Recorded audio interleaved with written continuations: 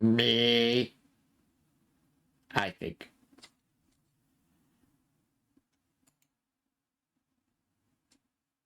Oh, yeah.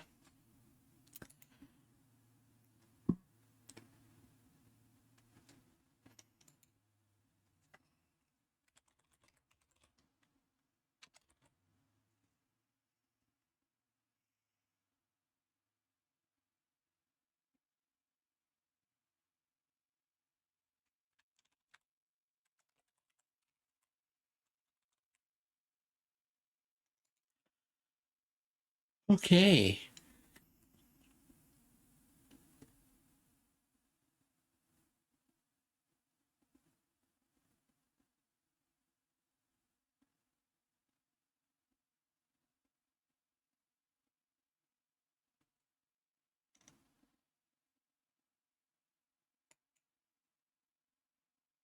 Hang on.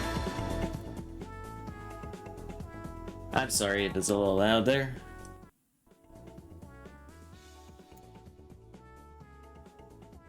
There we go. Getting things set up.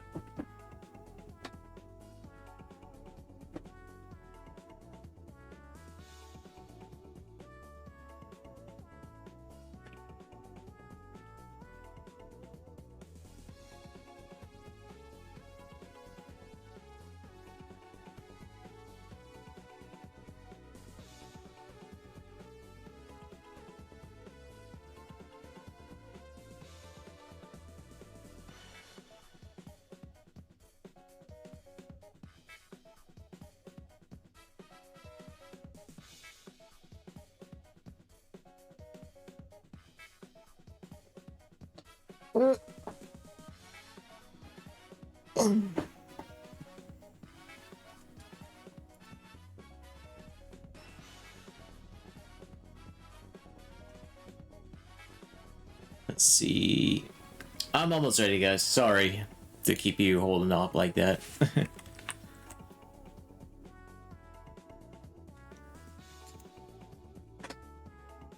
I always like to have like another window just in case.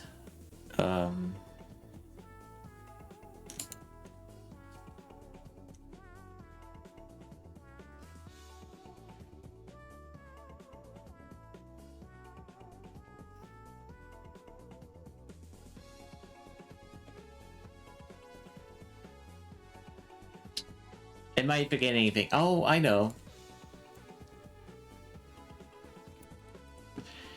I should do something else too. So on Genshin Impact, I gotta make sure I check in before I forget. There we go.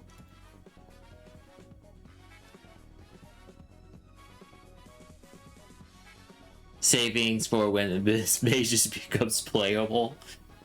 Wow. Looking up here. I wish they would be playable. Oh man, that would be fun.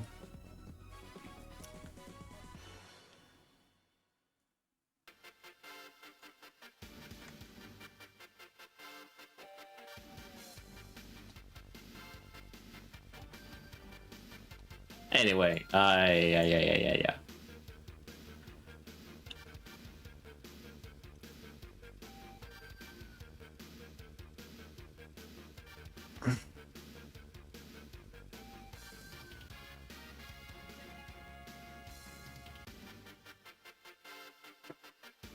Anyway. This is gonna be my next fan art, of course.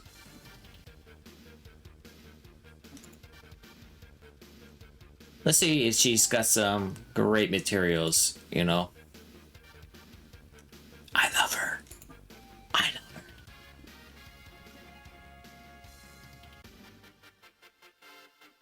Fantastical Evening Star.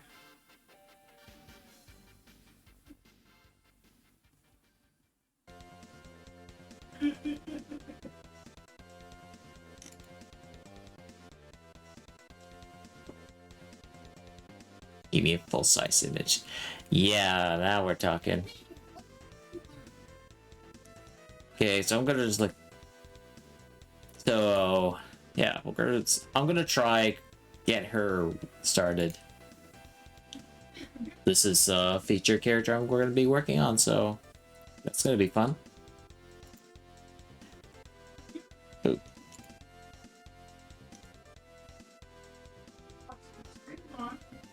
Wow. I'm just like, the night is cold.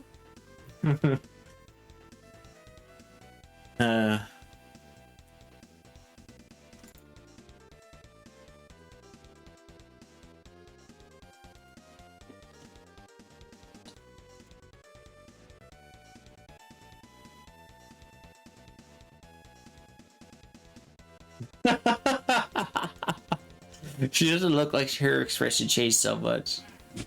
She's so tired.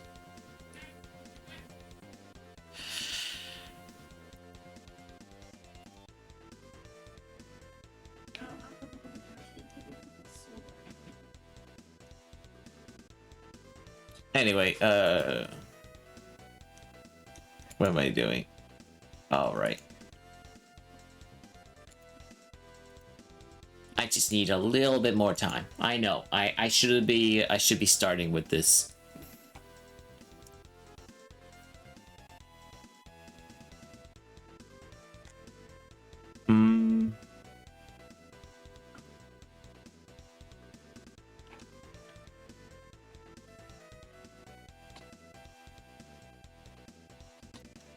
I think I could work with this. And you know, I also am doing this because it's like an archive, right? In case if people question or doubted my ability to draw, right? Oh, I can hear myself. I need to meet that. There.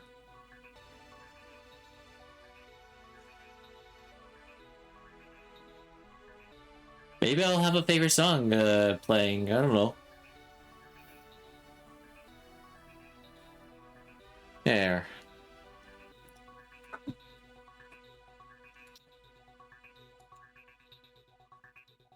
Now, what will I draw for her is a question.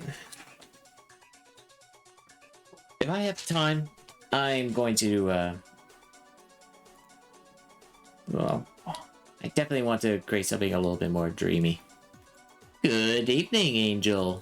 Welcome, welcome. Pleasure to have you on here. I hope you have been doing fine today. While I get started. Right? Alright. You know, I could like make it like a... What if I want to make it like a wallpaper of the sort? Oh, excuse me.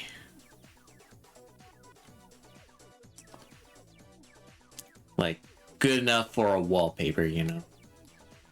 I do have a rough idea of what I want to create, which may be fitting. It boils down to...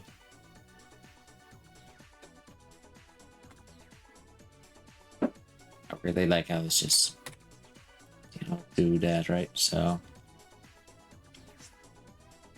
Anyway. I never was able to show up on time yesterday because of...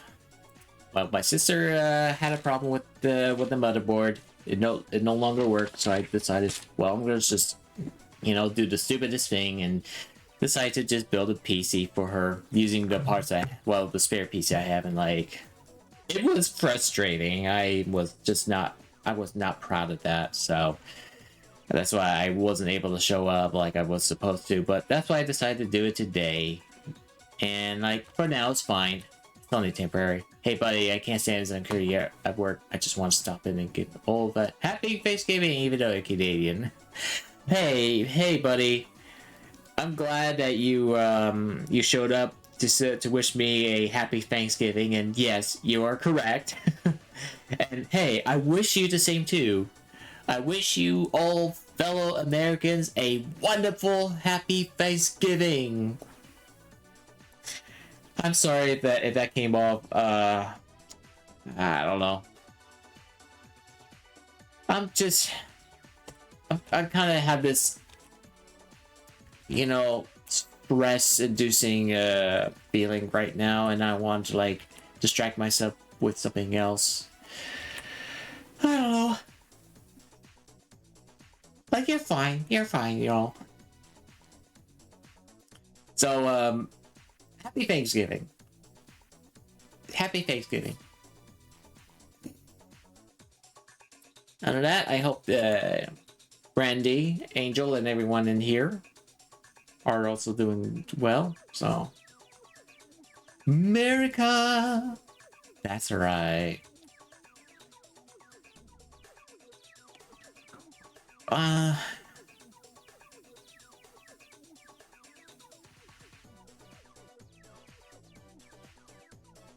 Yeah, I'm trying, I'm brainstorming at this phase right now.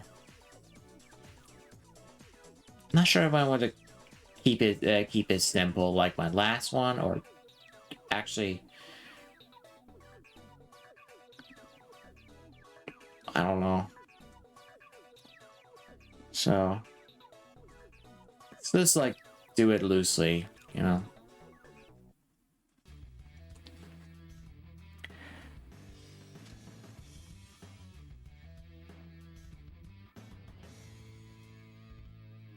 I know she's gonna be like sleeping in the clouds. That's the idea I had in mind left for this next one.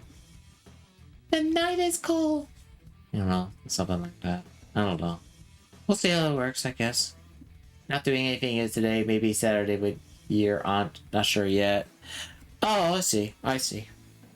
Well, I hope you and aunt will have a fun time. And you know, I've been thinking about something I want to do for the weekend too. Don't worry. On day, and I won't rest until it happens. That we are all united under the flag of American.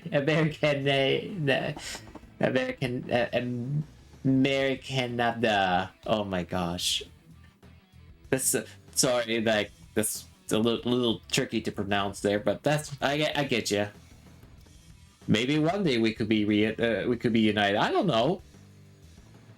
I imagine in an alternative history that that would never happen, in the whole North America will I don't know.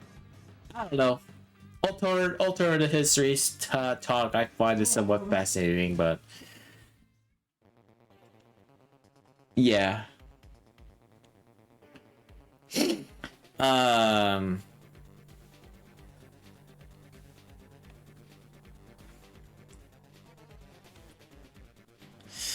Um. Yeah. One of these days.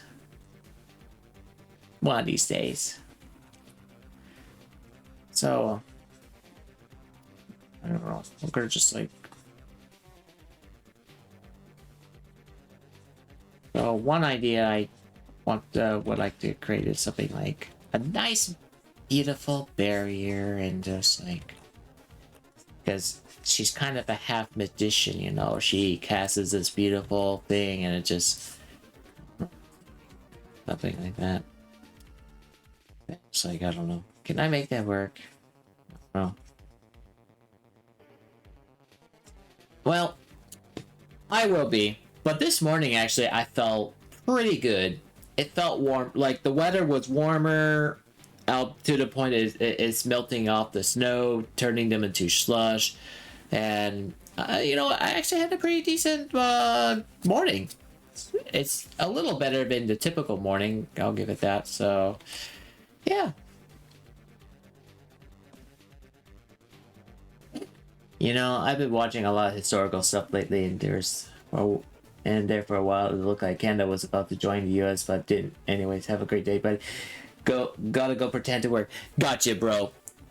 Hope to talk to you again in the future, alright, Brandy? Good luck with work. Happy American Thanksgiving. And I'll catch you all next time. If you know, I'm not leaving anyway.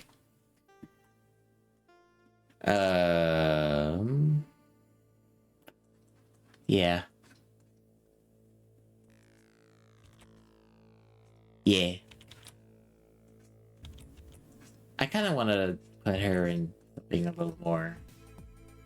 Um, should I just like extend the legs too? Or should I just like playing around with? I'm trying to play around with it, you know.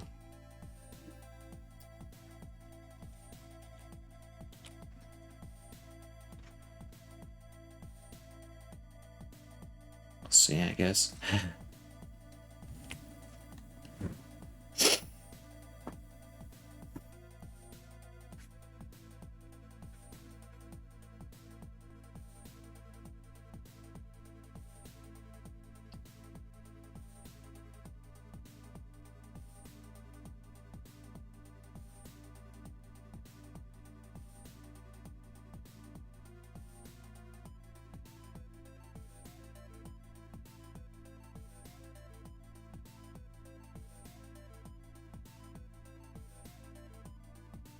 Maybe something like that, I guess.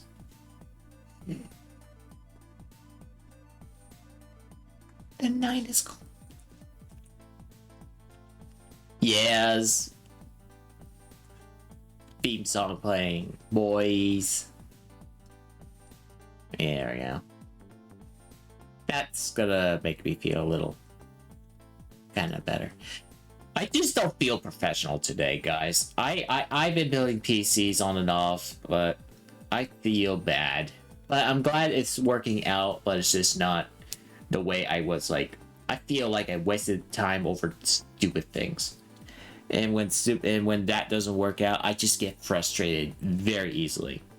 That's the thing, you know, but my perseverance is what kept me going. I'm disappointed I don't have all the tools in order to make it a lot better for my sister. I feel like I'm just wasn't prepared for stuff like this, but given her request, like she wants to keep like, you know, most of the components, and you know, I should have just like, here's my spare PC I haven't used in a while, you know, rock yourself out or something, right? That was the original idea, but she just yeah, a lot of things went wrong with the project there, of like processor just wouldn't read at all. I mean, for some reason, it just isn't working out with the other board that I've been using. I know it works, but it's just like, why are you doing this to me? That's how I feel. That's how I feel about it. It's not fun. It's not fun. It's just not fun when it just doesn't work out the way it is. You know?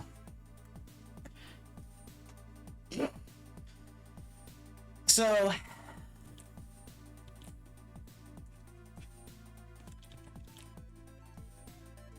that's where I stand right now. She's able to use it just fine for now. No. So, yeah. Oh. Hold on.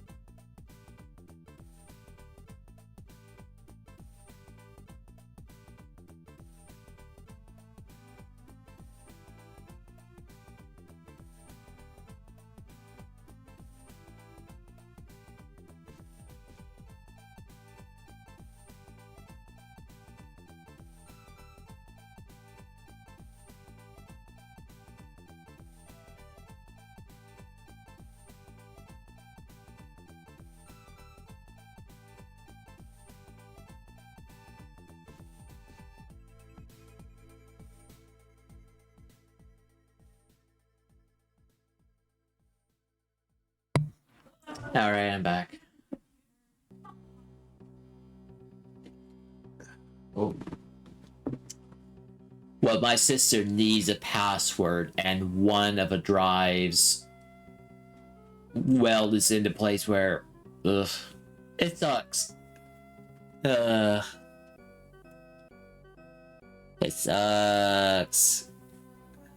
I'm gonna have to, like, do something about that. She really needs it, but it's like,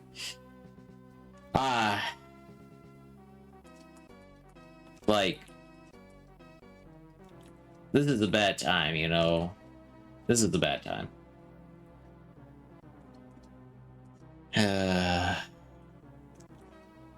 I'm sorry, but this is just... I wish it never happened. That have to happen like this, but now it's just like a bad time, so... I feel like this is like a bad week to me already. One good thing and then a bad thing happens. It all shit crumbles apart, you know? That's what I absolutely don't like about it.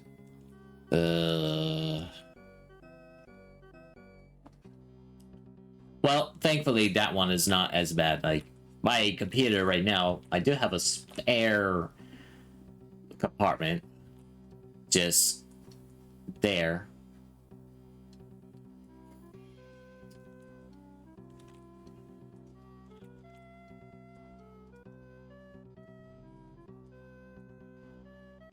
I get it though. She needs to access her stuff, but I mean, I just can't, so... Maybe in a few hours. But I'll definitely make sure to get something worked out.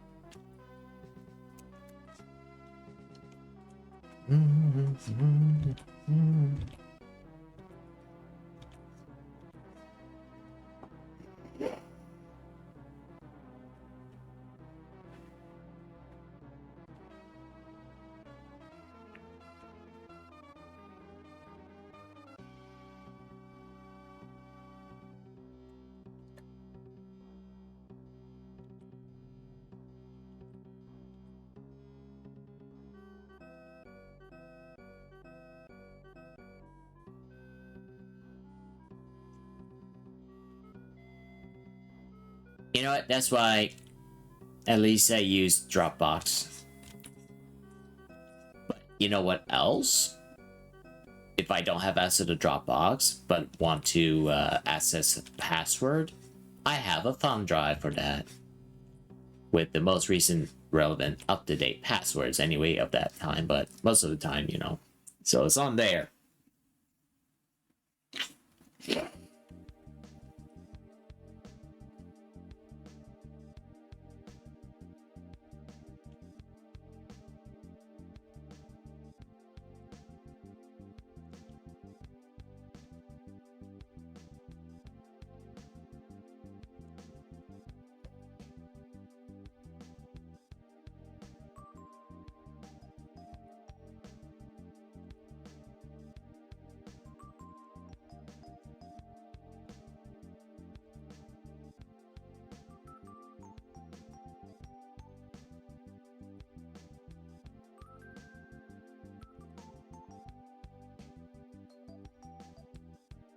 Maybe that's what she needs to do anyway. That's what I do. That's what I would do anyway. So if the worst happens, at least I know I have something that is offline. So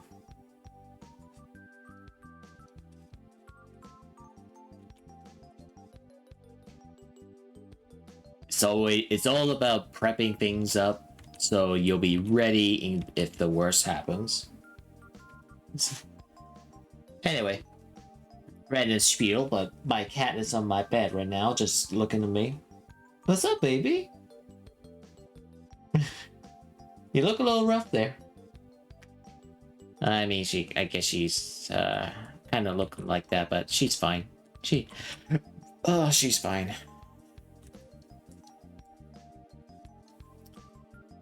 You know, regarding the weekend thingamajig, I don't know. I feel like I want to go out to eat. maybe I guess just to, you know, I'm trying to hold up from eating you know, eating out too much, especially with reasons.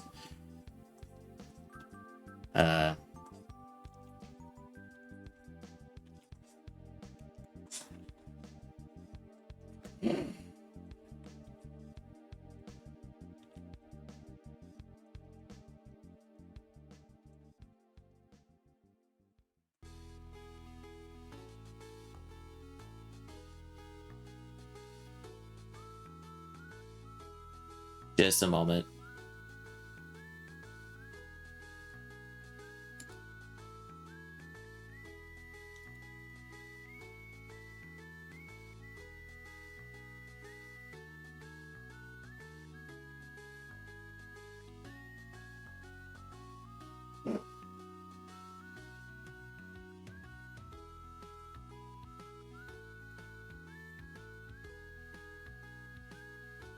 I need to check about the weather, see what it's like here. Still warm, but it's only going to be cooling down now.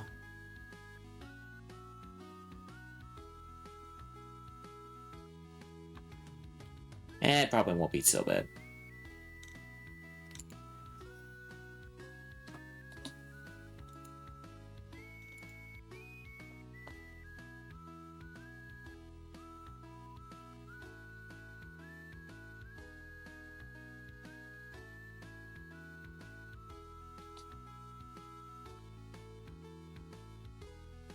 Anyway,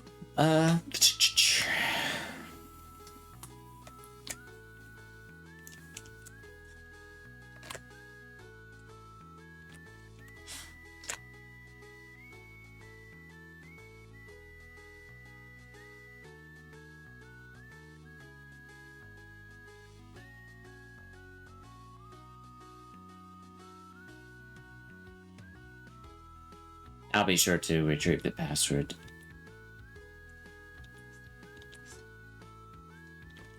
That'll be like the last thing before, I don't know. Actually, you know, I actually had I got a game actually. I actually like bought the game recently, and I thought I should probably save that for streaming. I was thinking maybe I'll do it like on the same day as I'm doing something like this, you know, maybe gaming later on. I don't know.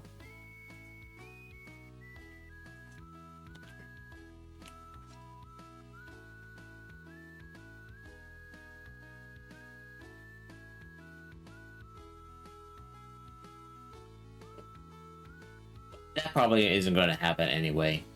I feel like my mood to do that isn't going to do it. It's Klonoa. It's actually Klonoa. In case if you're wondering, I actually want to play. You know, I have played the first game for the original PlayStation 1. The first time I played that was on the PS Vita. Anyone heard of that? Yeah, I actually played it.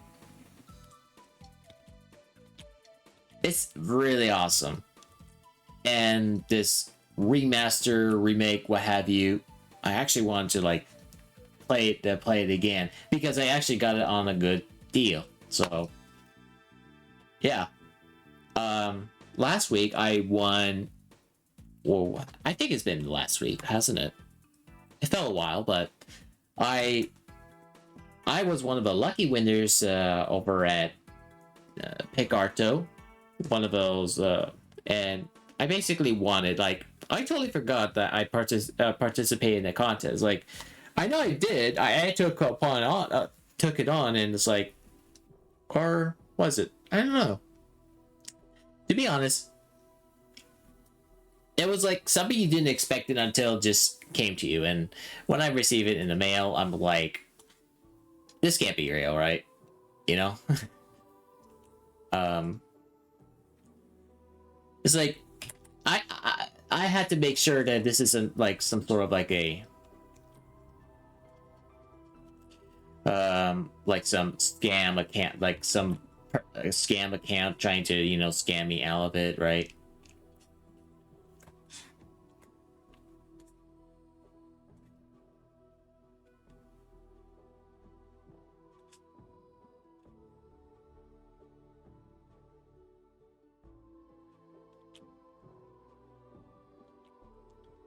So, yeah.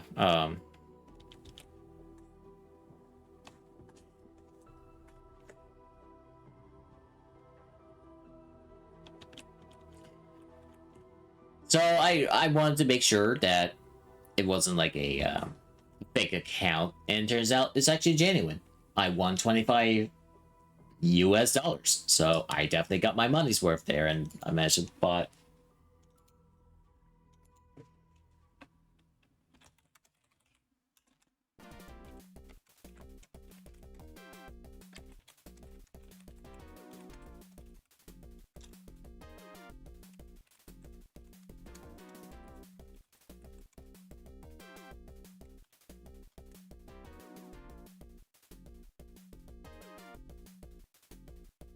Bow, bow, bow.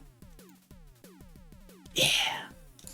Sorry if my audio is delayed a little, but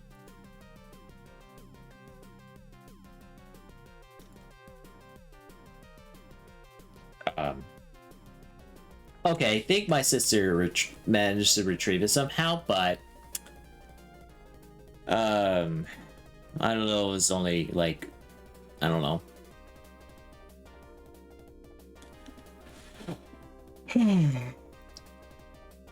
No, I don't want to sleep now.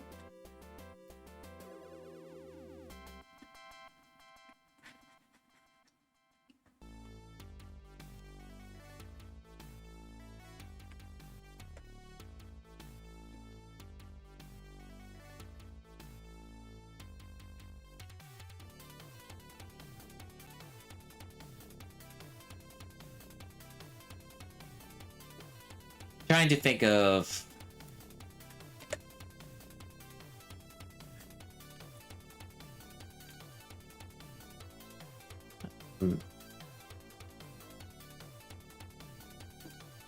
Maybe I should just like.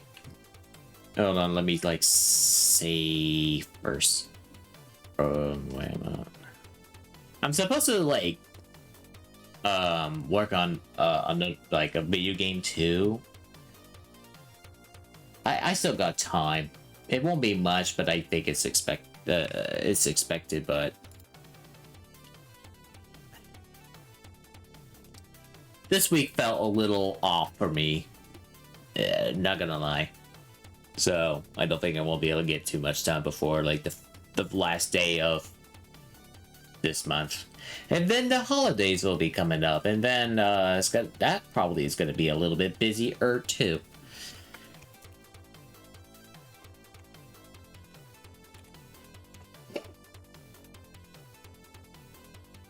So yeah.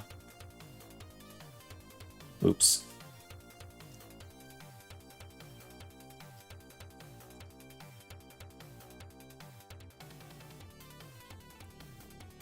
Oop.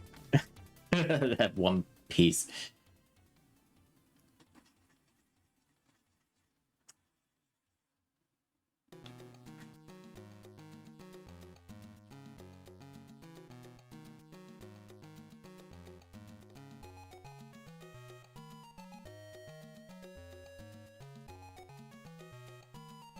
Crazy racers.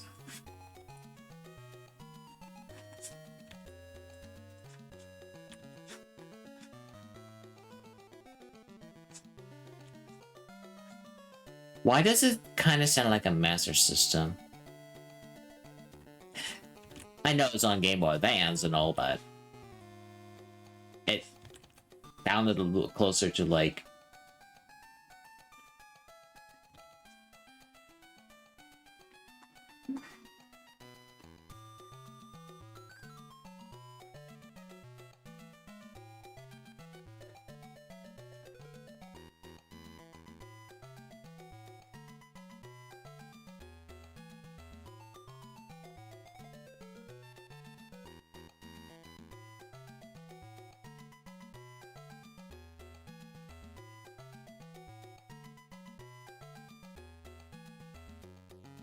I just want to make sure that she looks like she's actually, you know, relaxing, like comfortably, if that makes sense.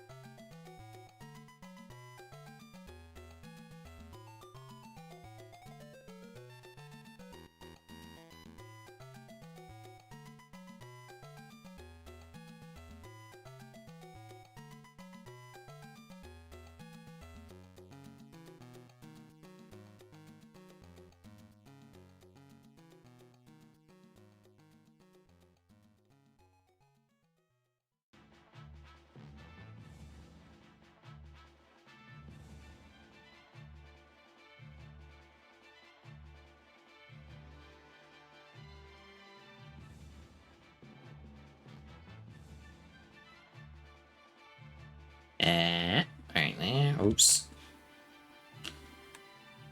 That should be about just fine, I guess.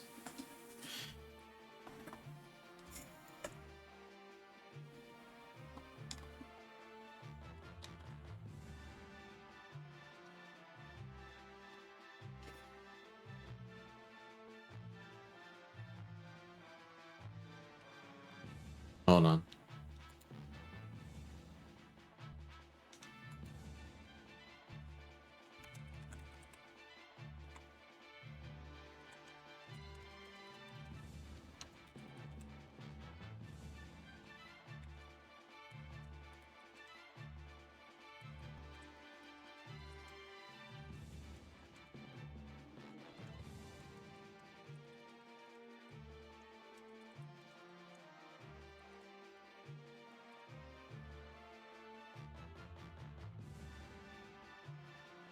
Okay, chances are my sister should be able to do it just fine now, but still feel disappointed though. It's just that pain, that ugh.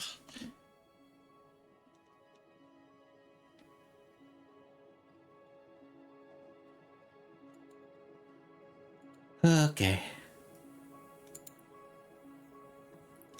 Let me check the...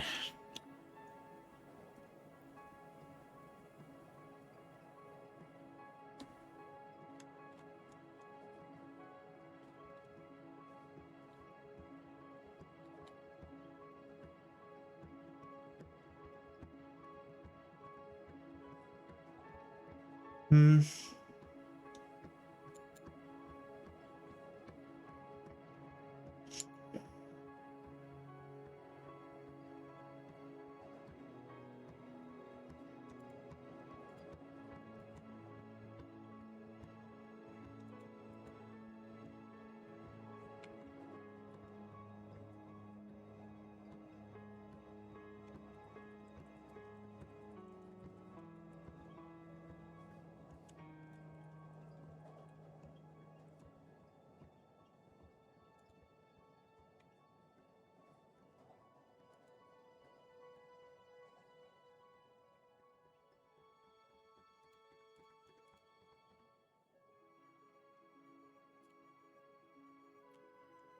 Just a moment.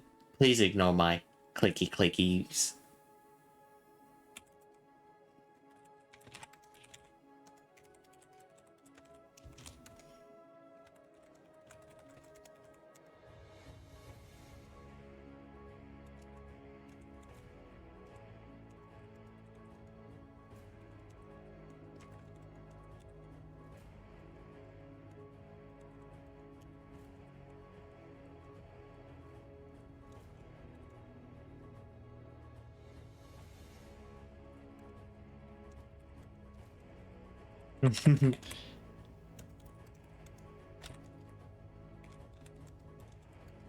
uh.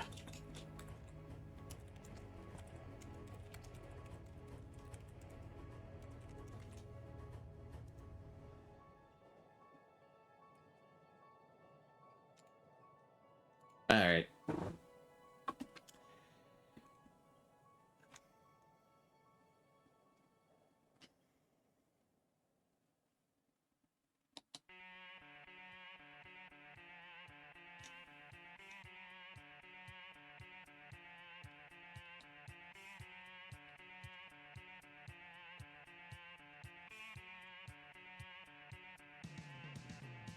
I'm missing something.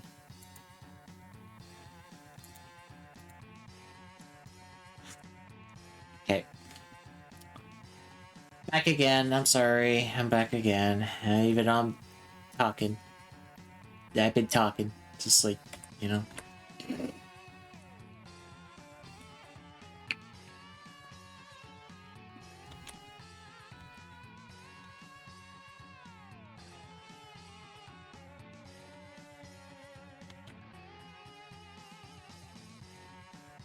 I may need to like readjust it or somewhat. I don't know.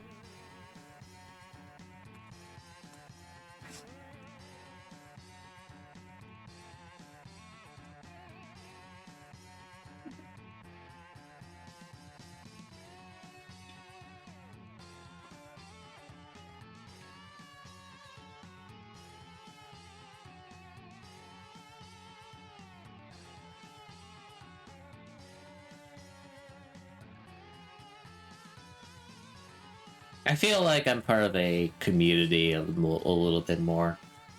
Now, if you know what I mean, like.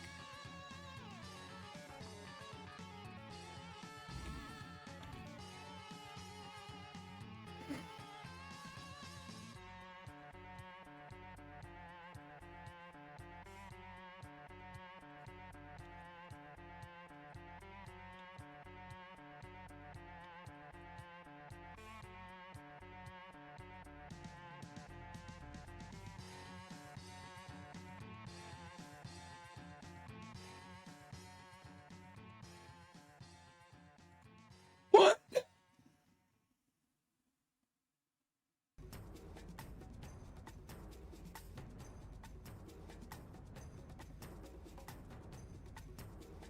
Got it. All right.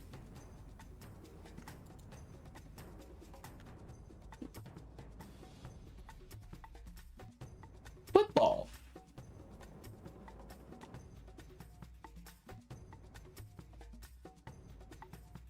It's the football. No, Luigi. It's just. It's a stone, Luigi. You didn't make it.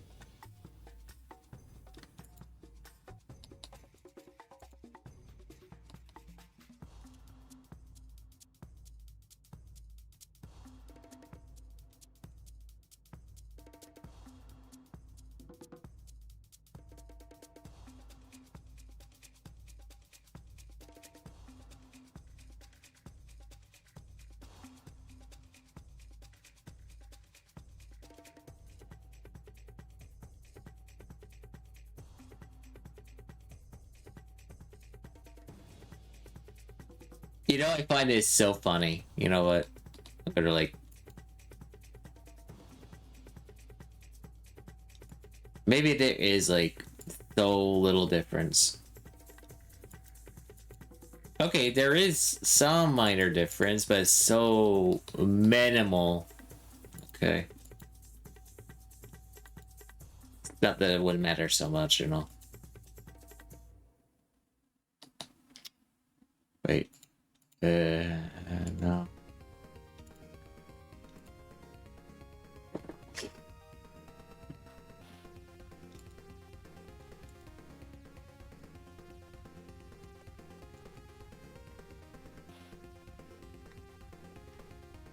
Anyway, I feel like I wanted to kind of like.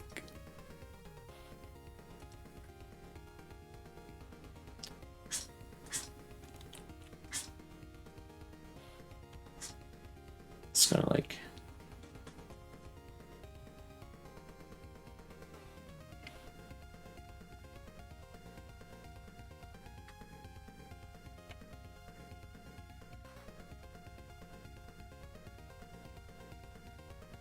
Oh my god, should I just like give her the usual uniform? Like, she looks gorgeous in it as is, but I don't know.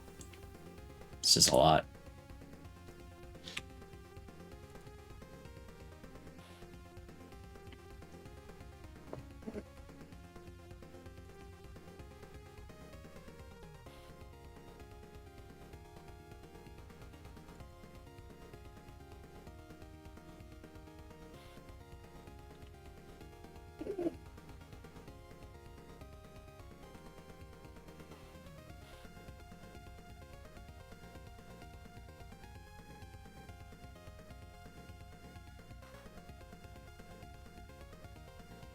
I kind of like want to give a.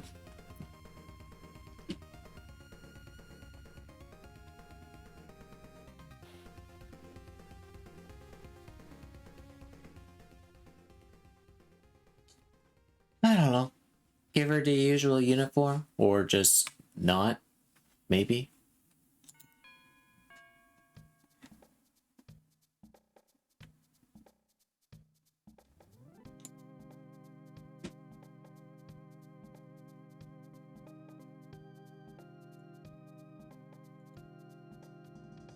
One. There it is. Something like.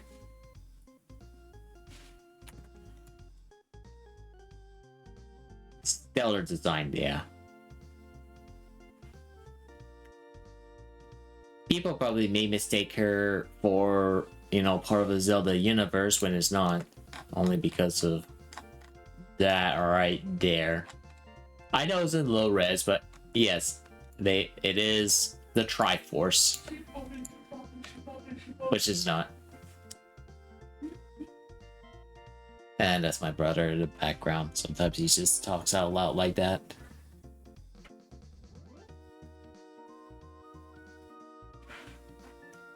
Okay,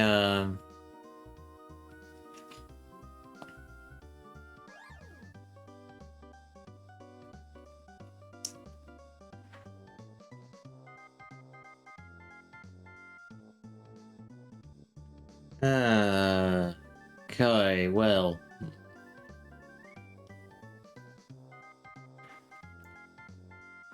Let's see.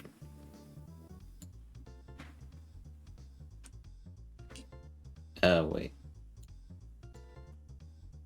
Yeah, that's what I want to do. If I can, like, make it out alright. This mouse. This poor mouse.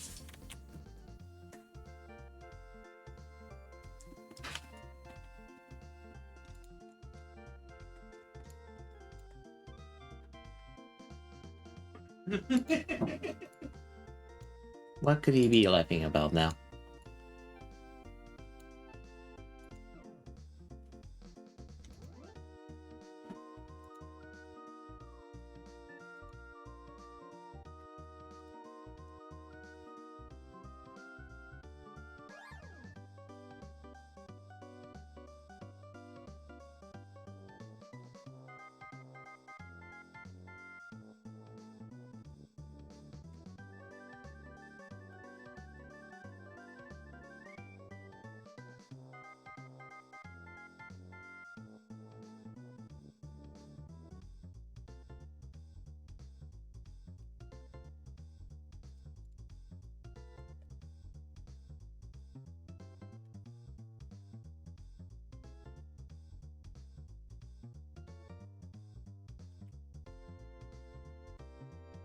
Mind you, I'm just like...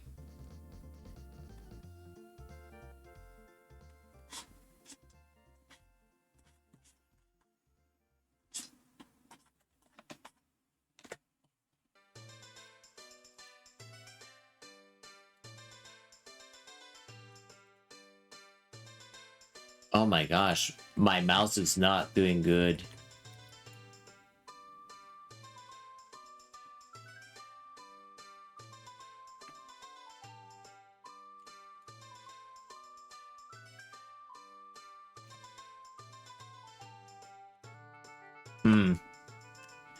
Like, if I were to, like, drag it about, you know, sometimes we just do that. Unless I have to, like, click it, like, at a higher end, but... Oh, no.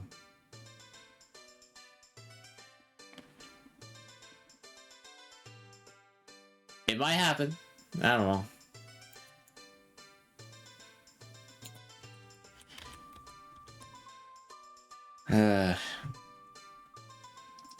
They don't make mice, like, solid, you know?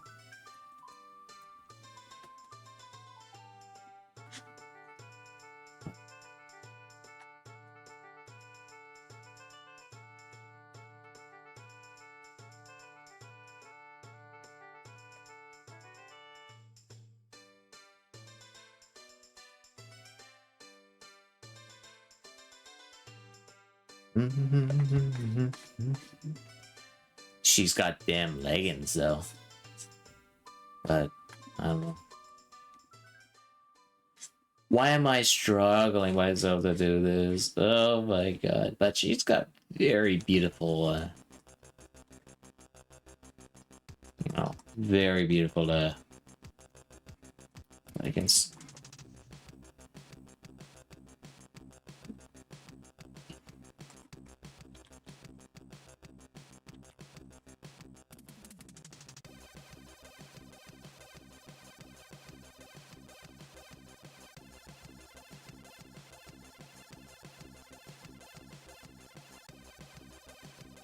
Something like that. I don't know.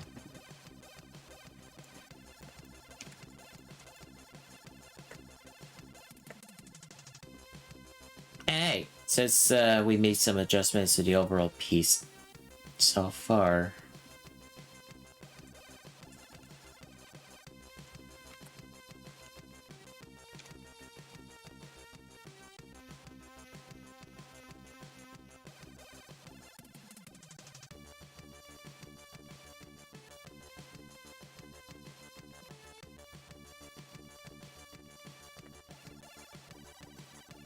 Might like this a little more.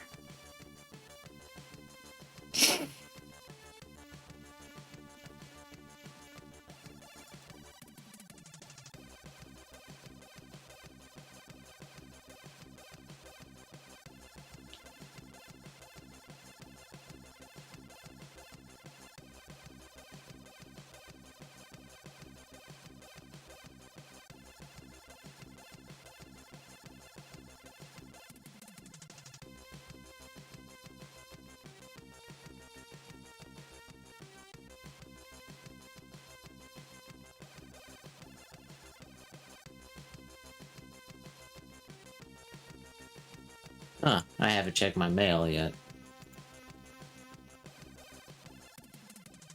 And that's fine.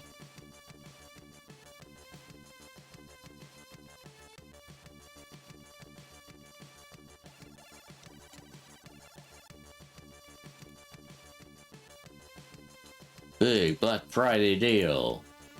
Yeah.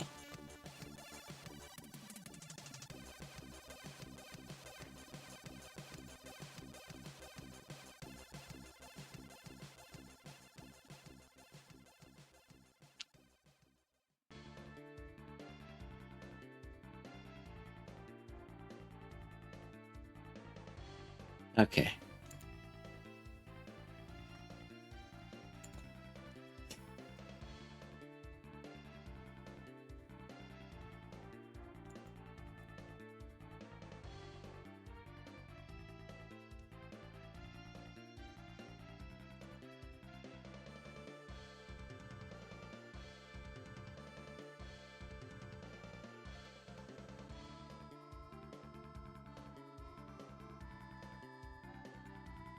Oh, yeah.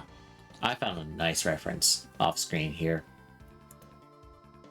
But I can copy that and post it here. It's the same thing except just a bit cleaner.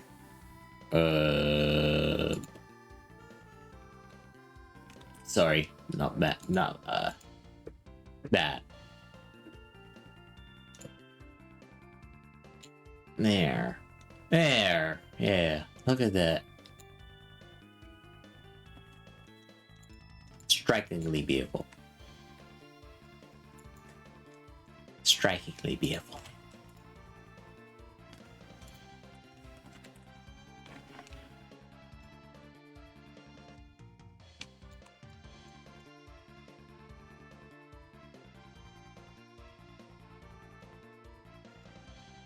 Maybe I could like shorten it, I guess.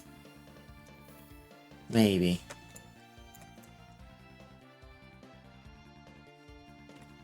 Would you date Layla? I wish. I mean, I could only ask for myself if, you know. um.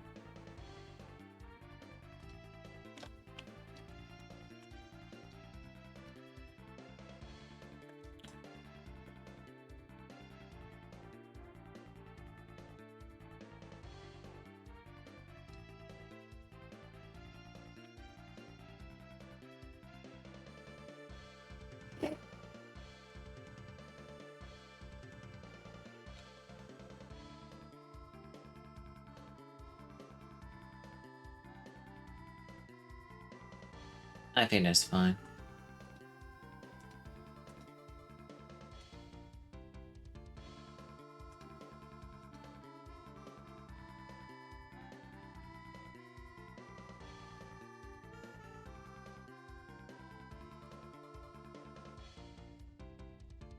Yeah, it's fine.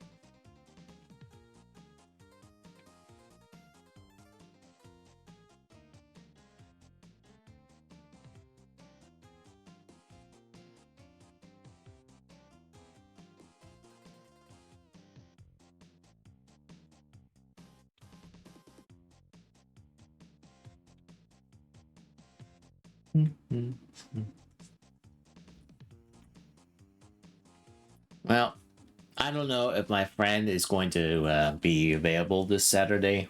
Probably, but I don't know if I'll do that. I'm not sure.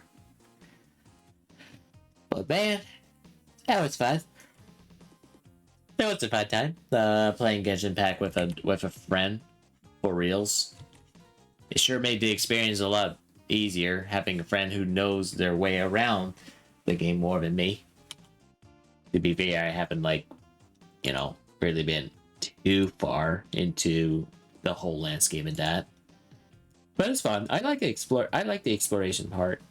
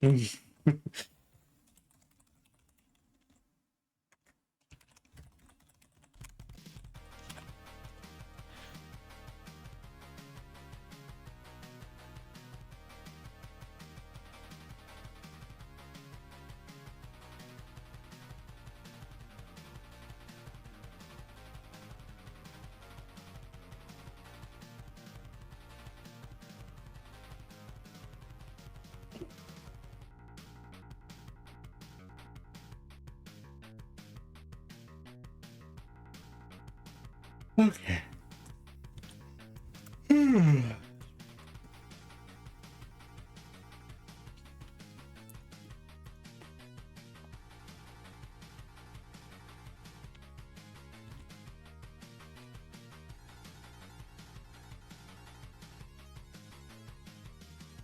I know she has.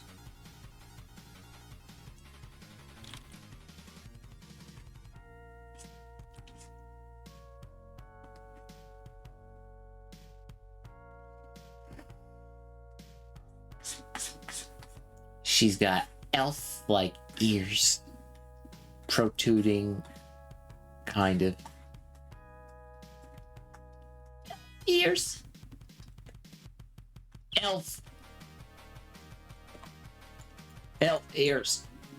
Not too long ago, but if she were to be more like this, I guess they're a little bit more like downwards, maybe. I'm not 100% sure. 100% sure. See, it's stuff like, now to think about it. Ad break is about to play soon, but if you're watching this after the stream, you don't have to deal with it. Watch my full streams over on youtube.com. youtube.com. youtube.com. Maybe.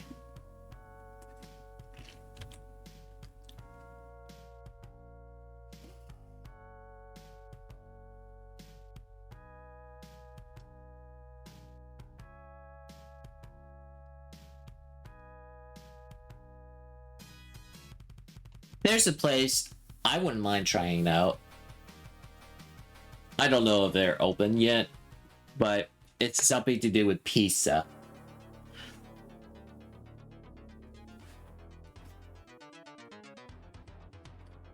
Like, I don't know. It might be crappy for all I know.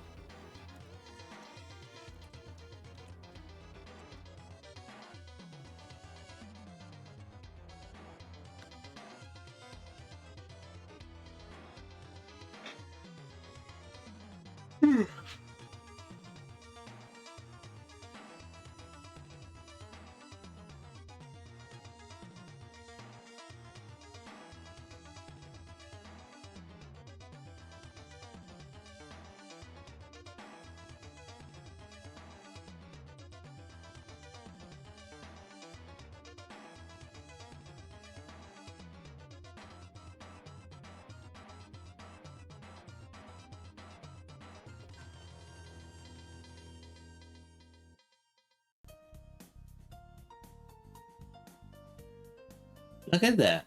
It's a fitment that we fit her.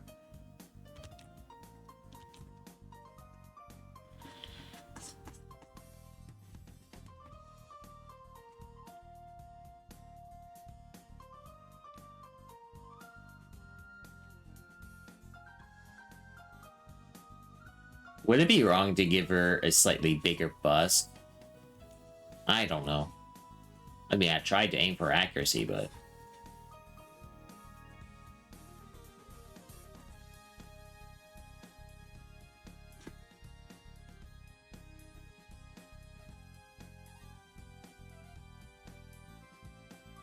hard to say, but it should be decent. Oh, gosh.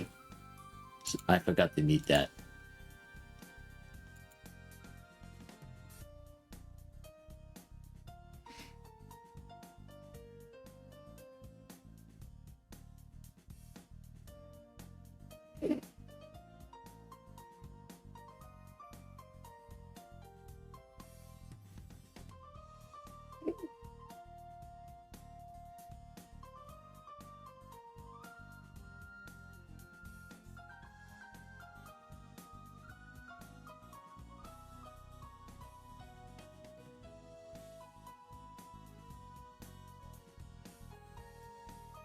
Okay, anyway.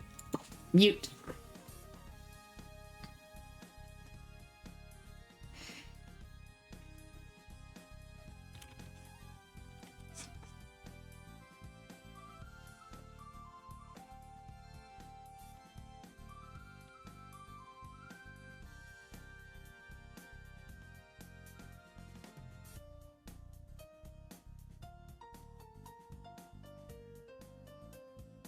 A little less on the rib cage.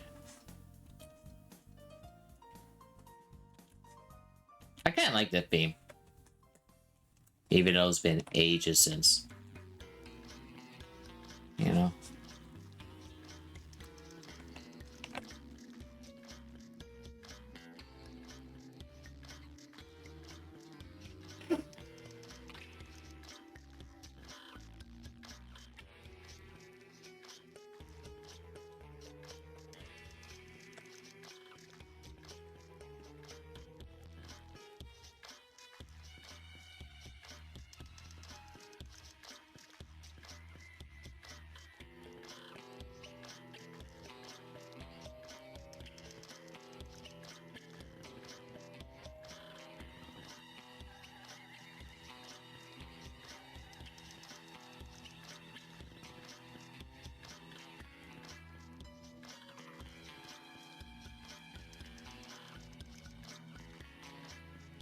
You know, this song, you know what makes me want to break it out?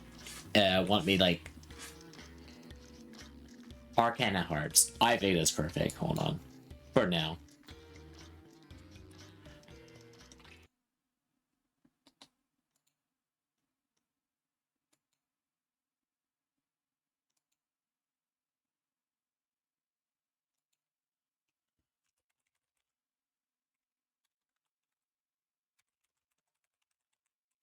Yes.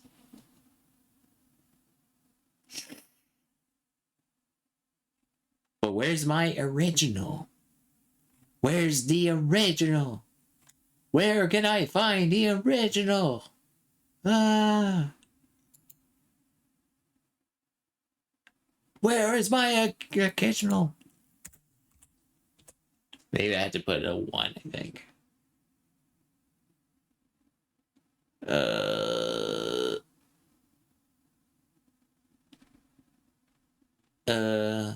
I hope it hasn't got taken down, though. For whatever reason. Oh my. Okay, I'm sorry. I'll find it. I'll find it. I'll find it. I'm sure of it. I'll find it. One of the most recent entries is Arcana Heart 3. Love Max 6 stars. Yeah.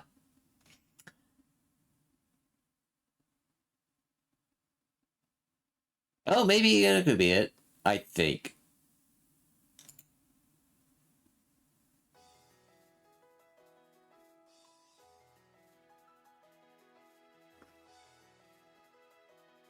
I much prefer the original.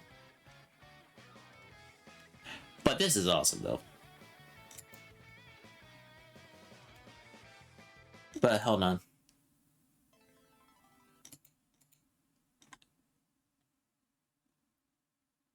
Okay, sorry. I'll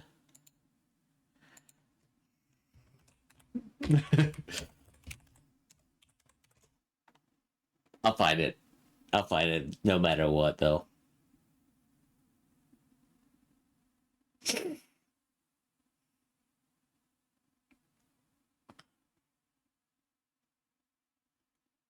Maybe slightly extended, I guess.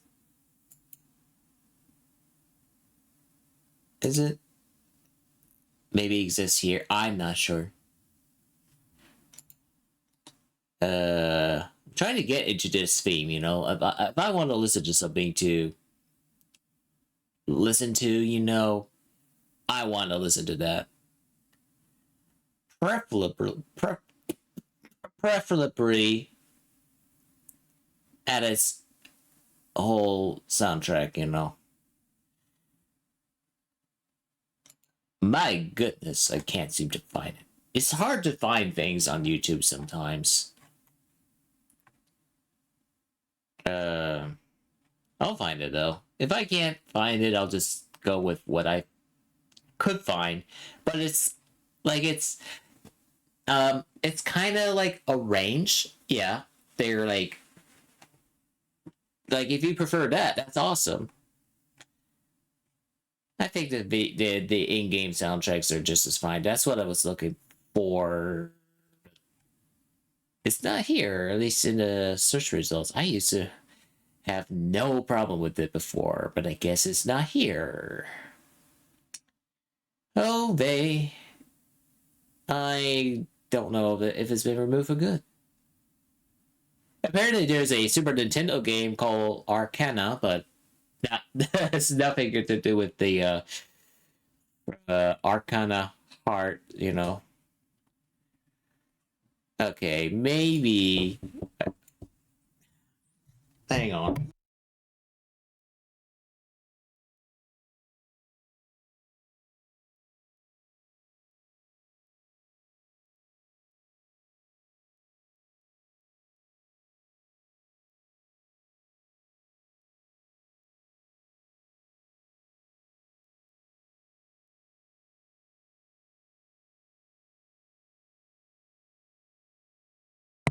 Sorry, I'm back again. Just the can I really find any, you know?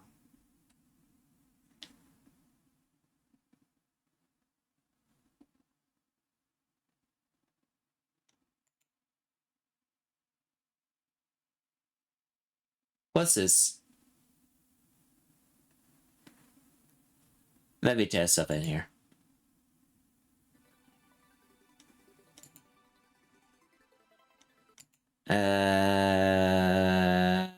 No.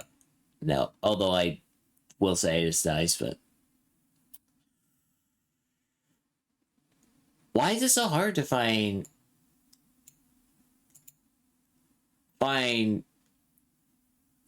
you know, Letterman full sound collection? It's that, like, in my opinion, sometimes it just sounds better when they're not like that, you know?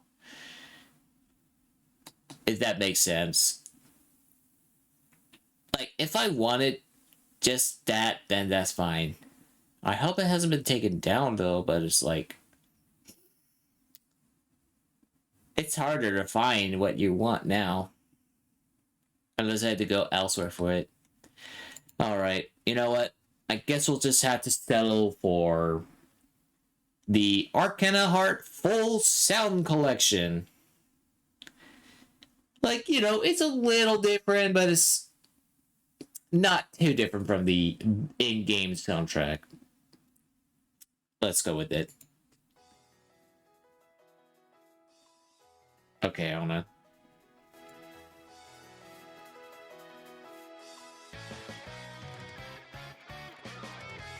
I mean, it's awesome, yeah.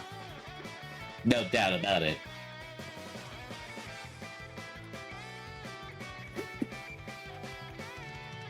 Okay.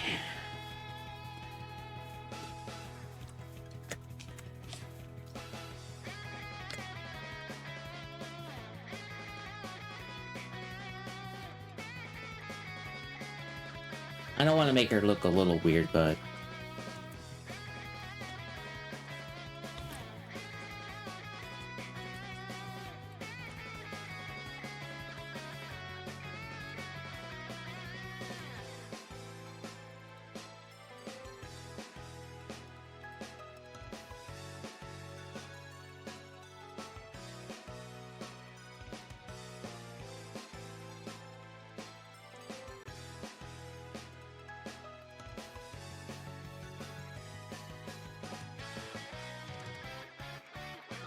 Dum dum da da dum.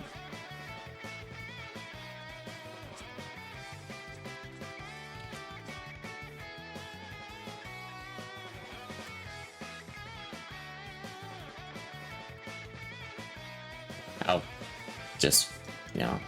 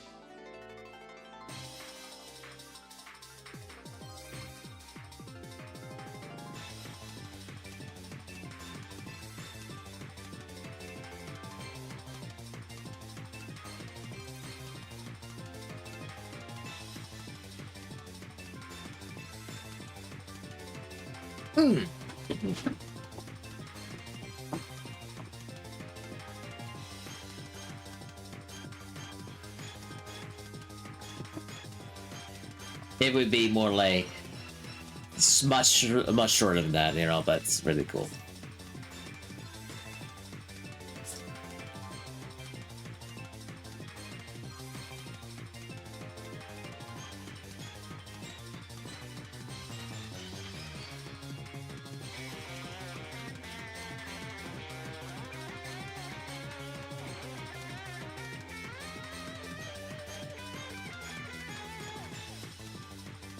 Oh yeah.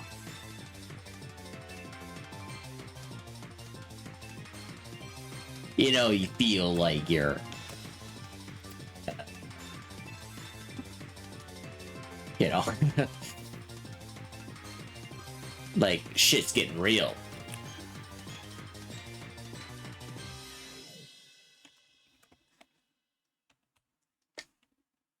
All right.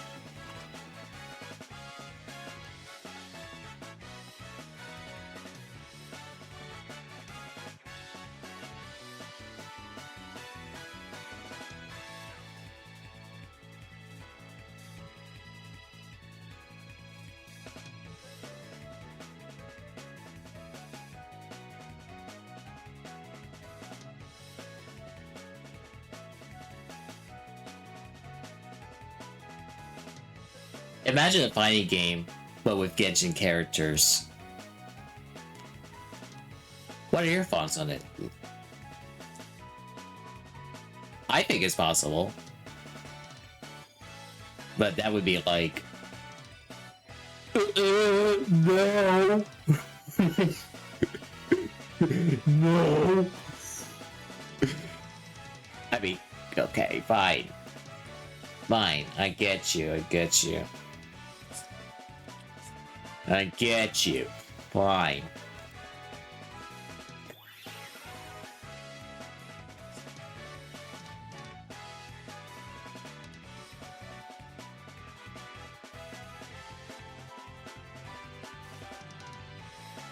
I believe I still have a copy of Arcana Hearts, do I? I think I still do.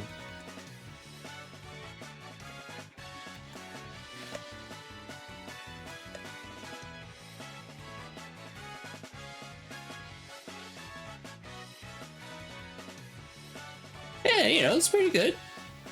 Pretty good. I like it. I like it.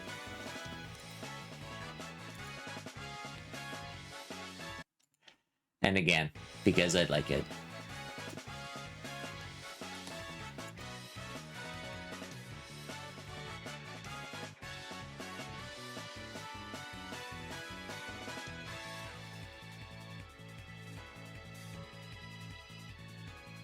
Oof.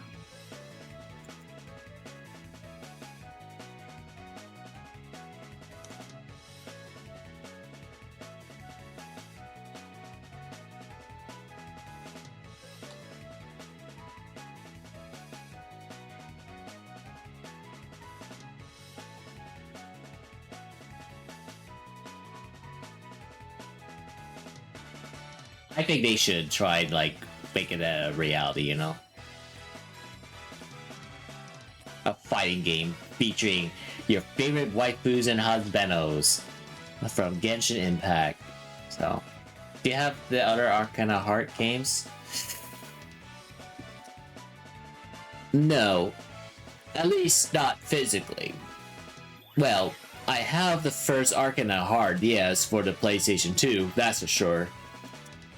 There was this sequel that I played, and there's another one actually that you can actually get. You can actually find it online at the time. I believe it's like a. I can't tell if it's like a mod version, but anyway, I emulated Arcana Hearts 2. That's a short. But at that time, it was only in Japanese.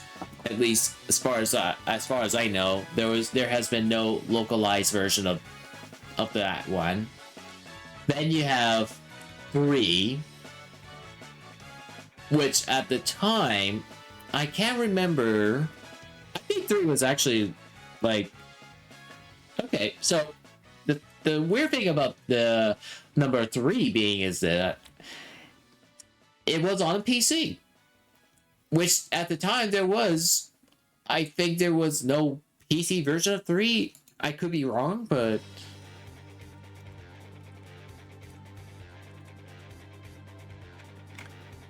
that was like before we get like, you know, Love Max and then like 6 stars. Of course, nowadays, like if you're thinking like, oh, you're talking about Arcana 3, Heart 3, Love Max, 6 stars, like... No. This was, like, before that came out. You could actually find, or at least you could get PlayStation, like... Maybe. Okay, I think I'm looking at it. I think there is, actually. Yeah, it's right there. It's a lesser known version, I guess, but you could legally download it for some reason. And it was for Xbox and PlayStation 3, even though it's, I don't know. It's honestly weird. Like, how did they do that, you know? Unless it's like, I can't tell you how it works because I have no clue. But yeah, it was fully playable. Do I think it's legal? Probably not. Um, I just somehow stumbled into the third version, I can say that much. Like, it was on the online there. It's a pretty solid game. I have yet to try Love Match 6 Stars Edition, something like that. The biggest change are there, you know. But to me, it looked more like Arcana 4, but just by the character roster and stuff, you know. But hey, I still have the first Arcana Heart, and I think it's a good game in its own right too. Not much for the, I guess, the sequel? I don't know.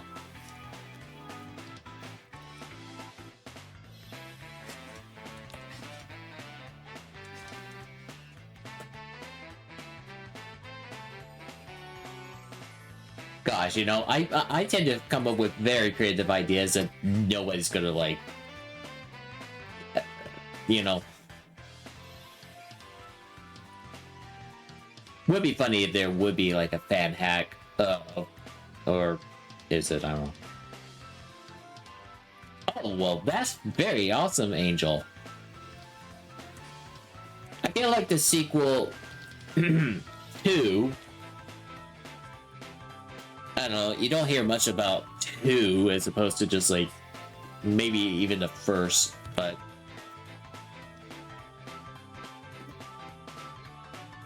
I don't know.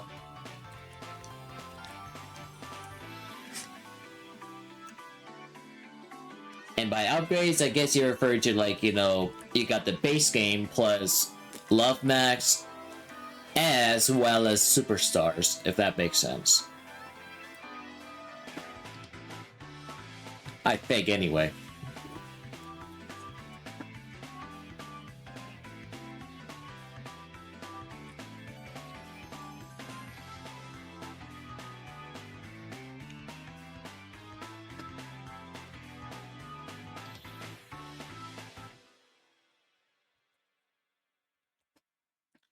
Anywho, oops.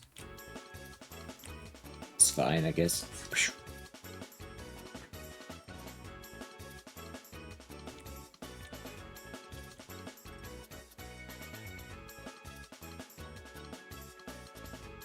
Oh, okay, I see. But still, hey, maybe one of these days, I don't know. I tend to think about purchasing back at some point, but just not yet. At least not yet. At least I don't often find myself playing fighting games, with the exception of Super Smash Brothers. Super Smash Brothers is like my go-to fighting game of choice if I want to like have fun, you know.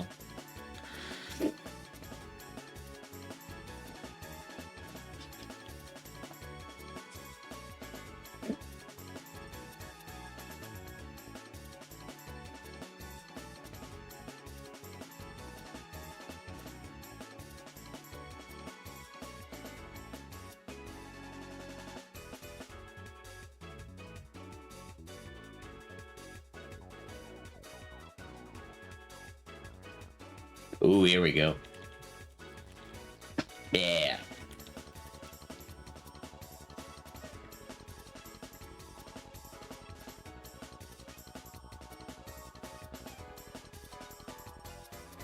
I just love the soundtrack. Period.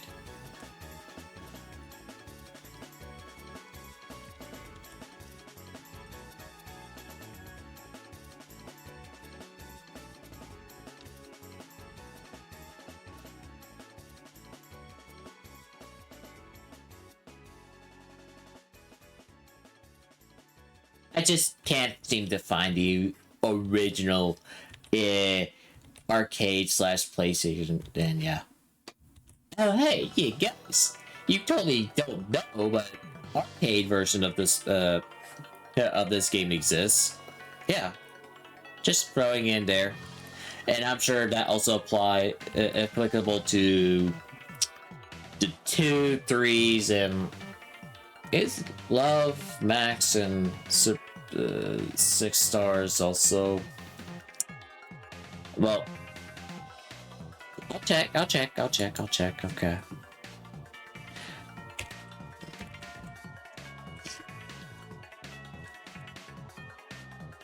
Six stars are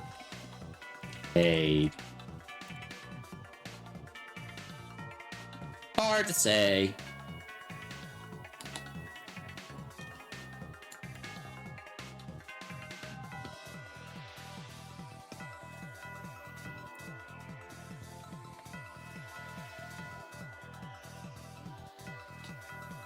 I can't believe it's like a while back. I don't know if it's even the arcade version to begin with, but if it is, it's probably obscure. However, given that, this one really earned it. Received a lot of love and attention. How does it fare to Street Fighter 6 2S? Ooh, is this comparable? Ooh, solid. Okay. Alright. The only difference is that it got 1 extra point. I wonder why the Arkham of 3 is a little better. I don't know. Maybe it's just better. You know, we should just like make this. If there's one thing I think this version is better than the original, is the way it's the way it's introduced. The opening is a little better.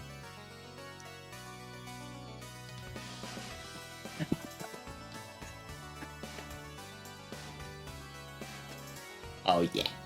Oh yeah.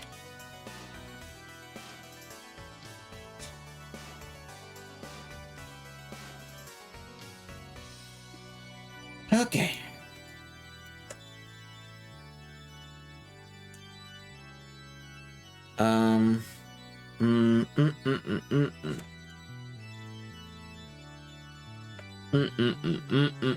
I'll just leave it like that for now.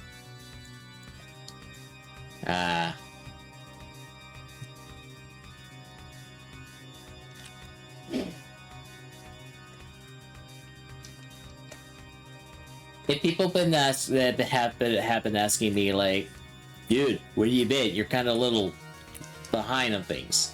Yes, I know. I am behind on things. Okay, it's because of a different schedule shift, but this week has been rough, in my opinion. It's been rough, right? So, but I'm gonna try get back up to track a little better, but right now I'm just like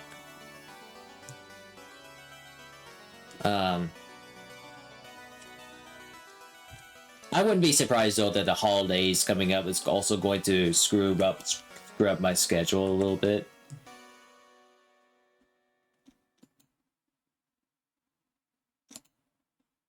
Here, I'll play it again because I like it.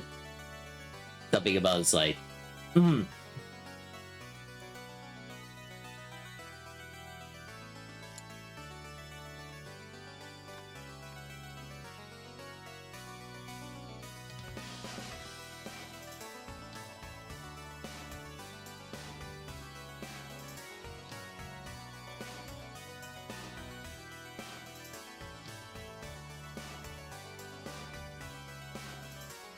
Sorry about that.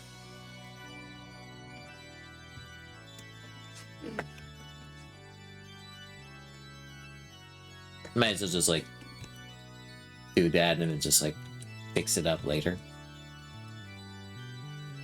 The night is cold. And then she falls asleep to it. In spite of her in spite of the fact that she's sleep deprived, she has a power. Her brain's basically doing a lot of the work. We don't know that. But I like to believe she's more awake than you think.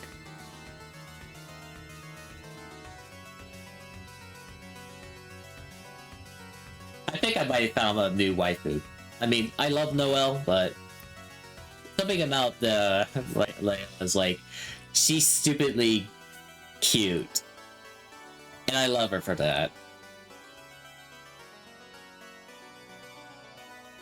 I never actually expected to like a character like that, you know? You don't know that. So, I don't know how... No.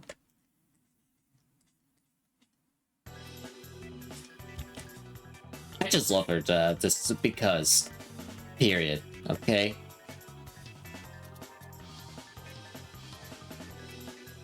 I am mostly proud of Shang Li, though. I like Shang Li for a different reason, but this one, I don't know.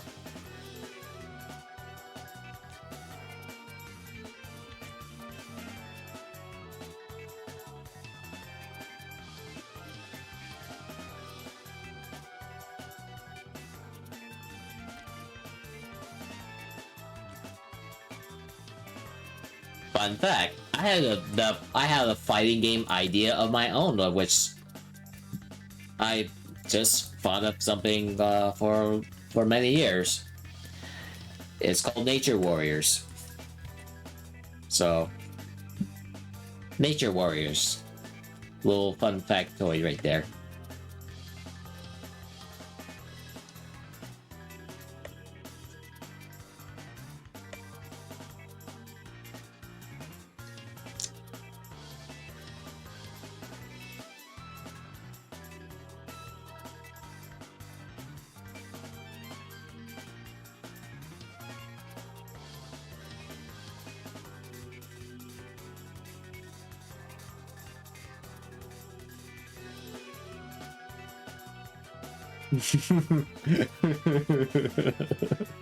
Not now. The night is cold. Oh, that's cheating. That's not fair.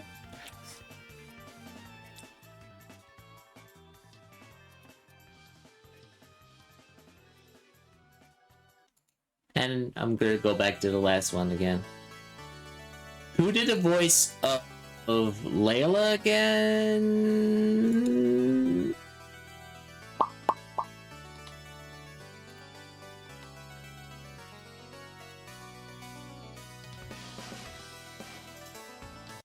Hold on. You're about to hear what am I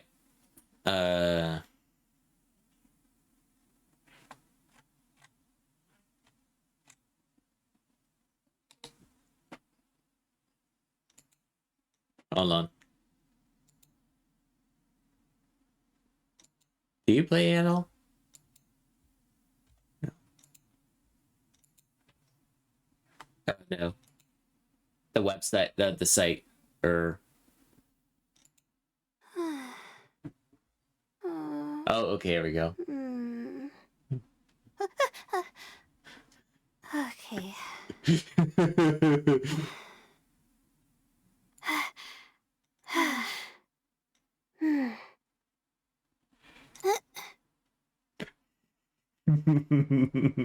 Can't sleep? Let's go for a walk then. Sweet sleep at last. It's what happens when she's fallen. She finally gets to rest in peace.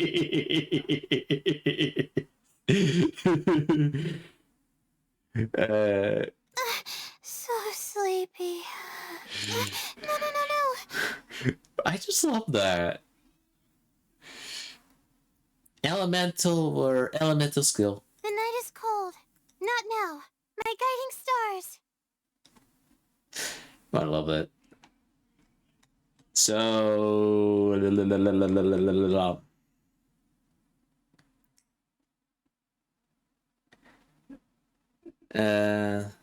sleepwalking. My legs are so sore.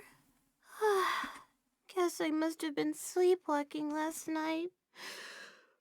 Again. Of course, what you're hearing is the English overview.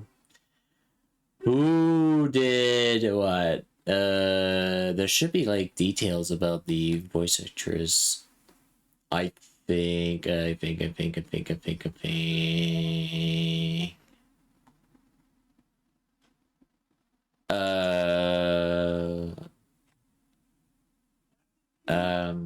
Model type. Medium female. Oh wait, there it is. I'm surprised they actually added the model type on the list. So I guess that's being a little more transparent.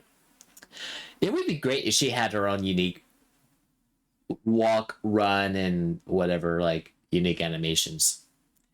Ashley Bisk. May I look it up? Look it up. Look. No. I think I could find it. I think. Ashley Bisk. No, it's Ashley Bisky. The Bisky. It's just there's this hidden eye after. Oh my gosh, my mouse. My mouse. Yep. Sounds about right. What? How come I can't? Okay. Ah. Aha. Ah. Nice try.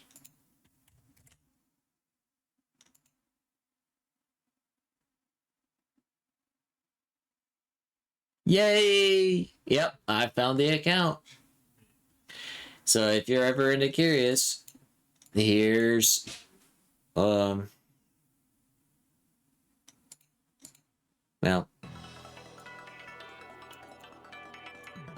here she is. Oh my god. Now it's just like that's what I had to do.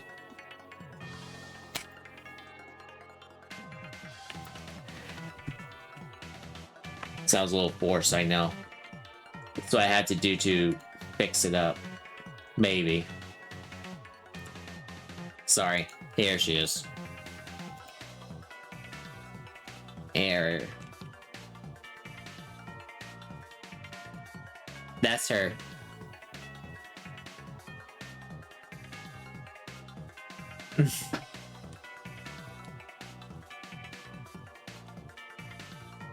Should be alright though.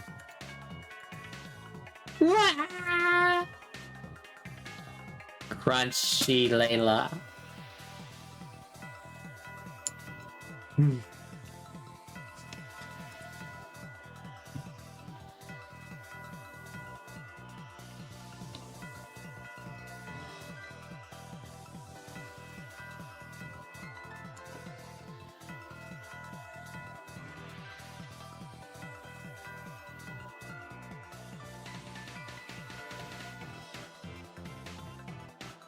Just want to look up a little bit more.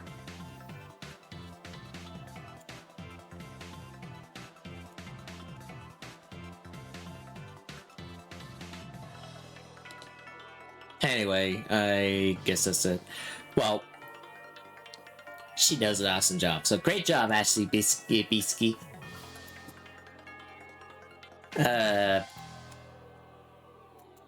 Okay. All right, I know what I'm doing.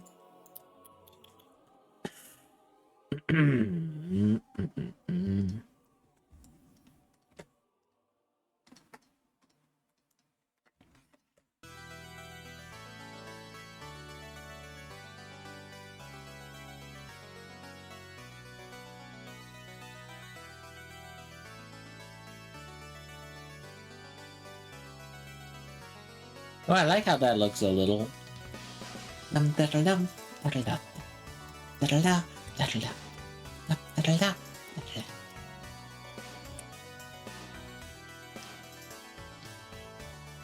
Just a little.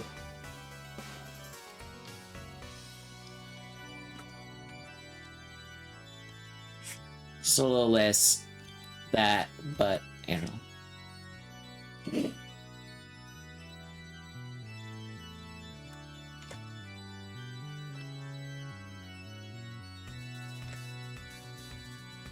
Is her leggings a little too short? That's the question.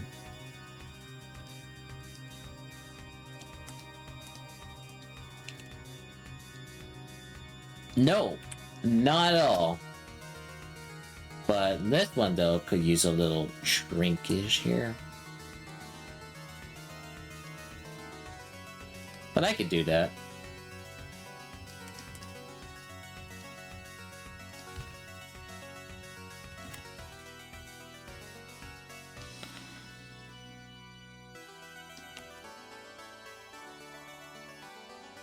I like to think, as long as if it's about here, it should be okay.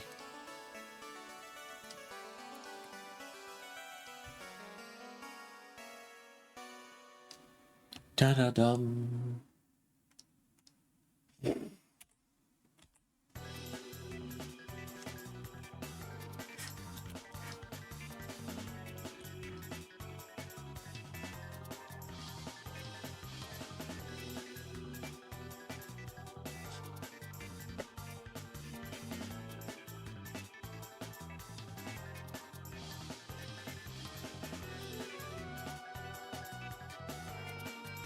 You can totally see Genshin Impact based fighting game a thing.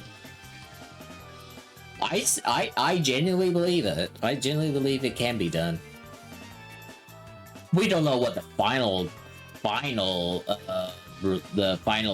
like the last real update to Genshin Impact will be, but I can imagine there's gonna be like at least over 100 characters at the rate that we're receiving, you know?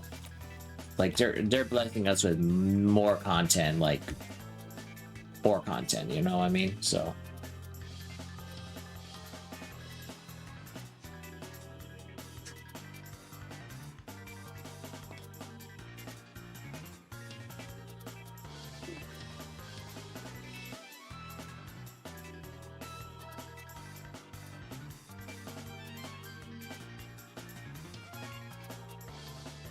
but that would be pretty ambitious, the way I think about it. So that's like a lot of characters. But that hasn't fully stopped, you know, everything, right?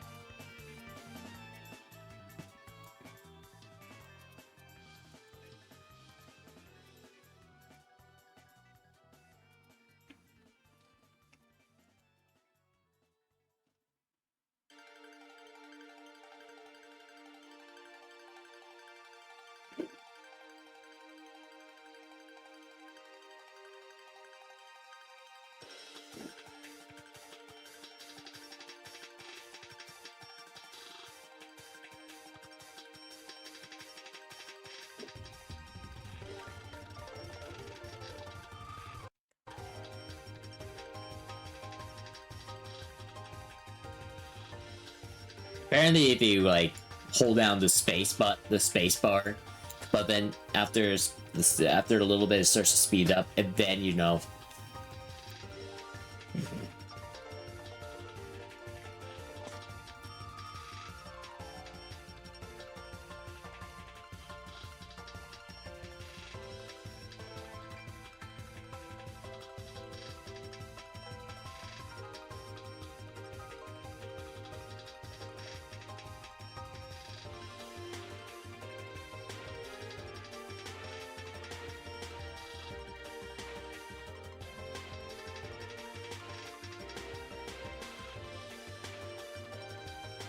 The night is cold.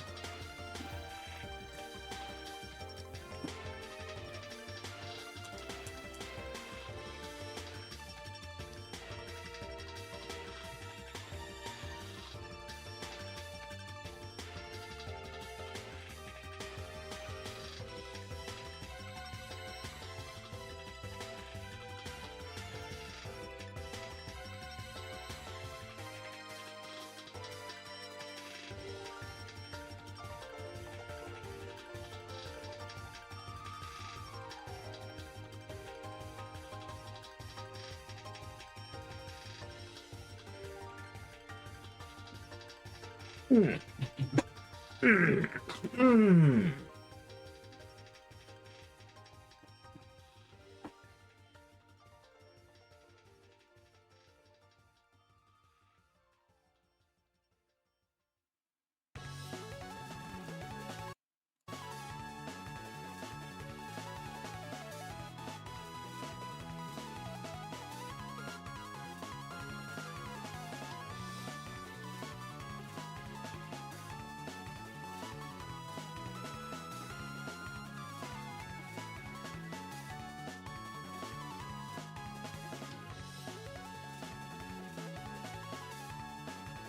Hey, want to hear PlayStation 4 unused startup sound?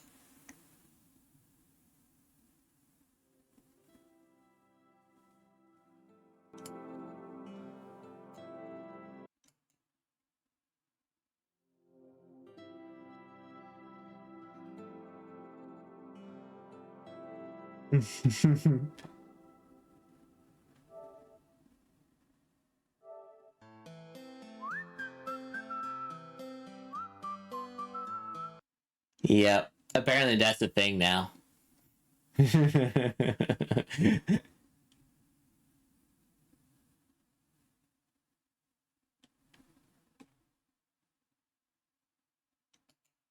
easiest way to fail at video game development is to never try. But let's assume you do try. Here's how to fail. So you've decided to just make a platformer, because why not? I mean, most games are, and the reason why is because they provide an environment where the player can experiment with a unique and interesting mechanic.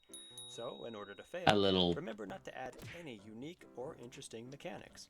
Instead, you only need typical platforms and enemies, and then you can trust your unique story, shown in small snippets of bad dialogue, to set your game apart from all the other games that do the exact same thing, right? Remember, a large part of what makes a platforming environment good is all about player movement. So spend as little time as possible fine-tuning the player movement and platform size to accommodate your mechanic, which you don't even need, and instead, just make the player movement quickly, right at the very beginning, and call it good enough, so you can move on to more interesting and important parts of development, like the main menu. If you do fine-tune the controls and platform sizes, lean more towards precision platformer than anything else. In the end, every platformer should be a precision platformer rage game. To be honest, it's better for players to be frustrated over very minor parts of your game, because the only thing that makes a platformer good is how unnecessarily difficult it is to get from point A to point B. Wow. It's not your game that's bad. The players are just bad at playing it. Any platformer, whether it's 2D or 3D, is all about great movement that feels good. So make yours feel bad. Don't add things like jump buffering or coyote time.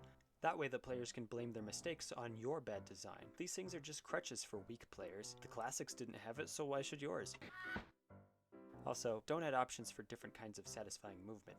That might give the player some sense of freedom to play the way they think would be the most fun. Instead, keep everything as simple and boring as possible. You're the game designer, you know what's fun. If you must add options though, the two necessities that every platformer should have, no matter what, is a double jump and dash ability. Especially if they don't make any sense. Got a knight in shining armor? You betcha he can jump on air particles. Got a cave diving adventurer? Of course they can rocket themselves forward a few yards using willpower alone. It doesn't even matter what your main mechanic is, dash and double jump only make your game better. I mean, everybody's doing it, so it must be a good idea, right? Anyway, if you follow these instructions carefully, you are bound to succeed at failure. Thank you so much for watching that, it really means a lot to me. Let me know. The best way to fail at making an indie game is to never try. But let's assume you do try. Here's how to fail.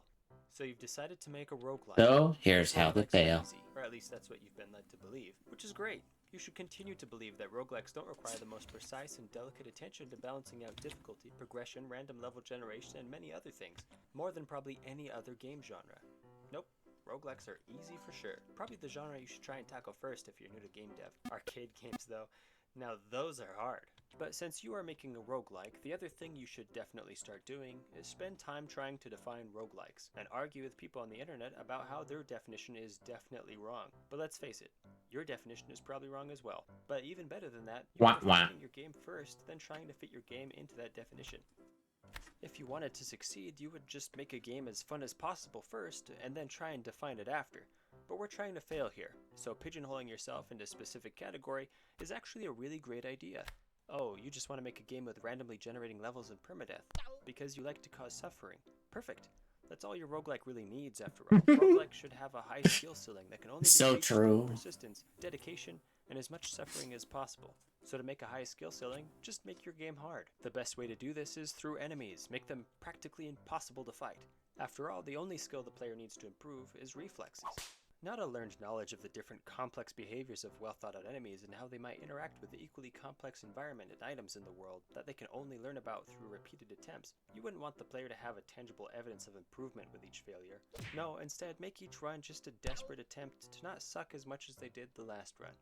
After all, the only thing that's going to keep players coming back is that small glimmer of hope that they might make it at least a little further. If they actually reach the end, You probably won't be able to see her hair. People who are trying to create a good roguelike might try to make each run unique and interesting by adding random items, abilities, and mechanics in the world that have powerful synergies, hinting at the promise that maybe if the player plays one more round, they might get an extra satisfying combination. Or even if they don't, they will still be invested because each run will end up being completely different than the last, because their playstyle will likely need to adapt to fit the combination of power-ups they've gained. But we're not trying to make a good roguelike, so instead, the random items or abilities in your game should only give slight improvements to health, speed, or damage, or other simple things that have nothing to do with your core mechanic. See, roguelikes are easy. You don't need to spend countless hours creating large quantities of unique power-ups or items that potentially tie into each other. Instead, just add a dash ability and call it good. Again, the only skill players really require to develop is reflexes, so your randomly generating world can consist of just empty rooms or blank platforms, or long stretches of boring repetition. Actually, who says the randomly generating world needs to be random? It's only one of the main components in a roguelike, so it should be basically ignored, right? Ouch. So, while developing, if at any point something about a roguelike just seems like it's too hard to add, take an easy shortcut, or don't add it. Then call your game a roguelite instead of a roguelike, and hopefully everyone will think you know what you're talking about, so they don't judge your game too hard. Either way, if you follow these instructions carefully, you are bound to succeed at failure. The best way to fail at game dev is to never try, because if you never try, you'll never fail. Let's assume you do try. Here's how to fail. So you're making an RPG, because Skyrim told you to. Everyone loves a good RPG, but we're going to make a bad one. First thing you need to do is provide a generic environment with bad world building. The more illogical you can make it, the better. Nothing in-depth or thoughtful. Who needs the roleplay part of role-playing games? Just focus on the game mechanics. Instead of making an RPG, just make a G and call it an RPG. Forget about how one of the core gameplay motivators That would be like a art roleplay. Story, the world, and the pieces can give a player. On the other hand, you can ignore making unique mechanics completely and instead spend hours and hours world building and writing lore that nobody cares about. So yeah, by core mechanics, you gotta sell your game something. Like, what is this game gonna have? Is it gonna have this? Is it gonna have a little bit of that? Is it fun? Is it unique? Oh, have I not seen this from another game before? That's kind of stuff. I mean, you could add new stuff into the games, but unless if you're gonna come up with something super complicated, it might as well be a whole different game. But it's good that you have to have some kind of a mechanic that you to make yours stand out of the crowd, and that's important. If you're gonna make a game so generic to the point that it plays just like any other game, you might as well just play the game you've already played last time. Instead of like playing the game you think would introduce something new to the table, only it's like, you know, I'm all for innovation once in a while, but if you're not going to introduce me something that makes me care, just don't. Anyway, I figured that's something. And you might as well just not make a RPG if you don't know how to make it in the first place. It's one of those difficult genres to get it right for some. then give your game all the same generic mechanics that RPGs have had for the past 20 years, just reskinned with your epic story. Why? Because Skyrim, that's why. Honestly, Yeah. going to one extreme or the other is the best thing to do here. I mean, can you imagine what would happen if you carefully balanced the two, creating a sufficiently compelling world which encourages the use of mechanics that haven't really been seen before? You might make something good if you did that.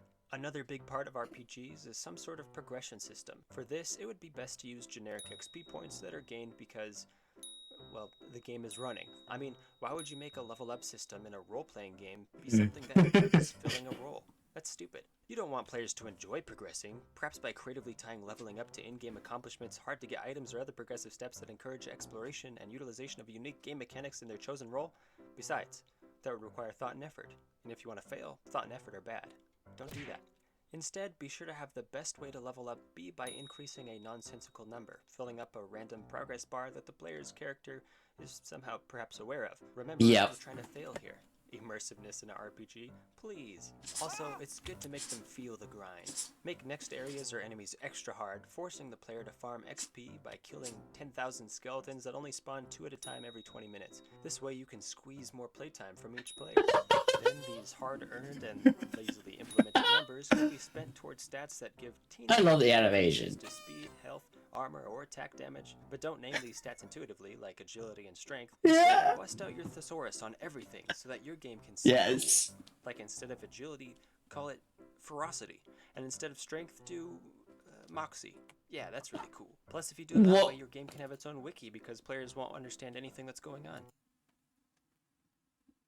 It's okay to just like kind of change it up a little bit, but not to the point that you're alienating those who are not familiar with the terms. Just keep things simple. Genshin Impact, at least they're called Mora instead of gold, even though it's made of gold. But in their universe, it's called Mora, and apparently Mora is made by the god that is able to generate Mora no matter what. So that's how people earn money in the first place. Mora! And if you're concerned about like why I'm referring to like anything else, like, you know, I know it's not like based on a stat, but if you want to call it like power, that's okay too. Or health, instead of calling it health, you can call it vitality sometimes. But I feel like sometimes it really depends on your game, you know? Like, I guess maybe I mean it's a minor thing that people probably wouldn't know it, but just use commonly used words, kind of like mix it up a little bit. But the most important thing is context. And by context, if a game is simple, use simple words. If a game has a little bit more depth, or you're trying to convey the world that feels, I don't know, like in some games like Final Fantasy, Tactics Org, and something like that, it's okay to just, or, you know, like say in Lord of the Rings, for example, you know how they love to use those creative vocabulary, use words that kind of fits it a little better, I guess. Not all of it though. Like, I don't know. Context. Options are another thing to worry about in RPGs because I guess the genre is supposed to have them. So consider this.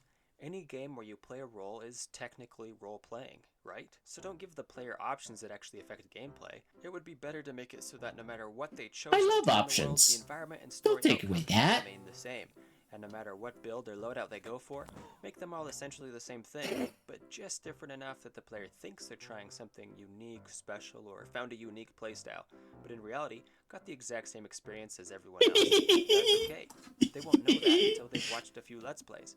And few people buy games based on seeing what other people are playing anyway, right? Crafting a system that provides unique, shareable because, well, the game is running. I mean, why would you make a level up system in a role-playing game to be something that encourages filling a role? That's stupid. You don't want players to enjoy progressing, perhaps by creatively tying leveling up to in-game accomplishments, hard-to-get items, or other progressive steps that encourage exploration and utilization of unique game mechanics in their chosen role. Besides, that would require thought and effort. And if you want to fail, thought and effort are bad. Don't do that.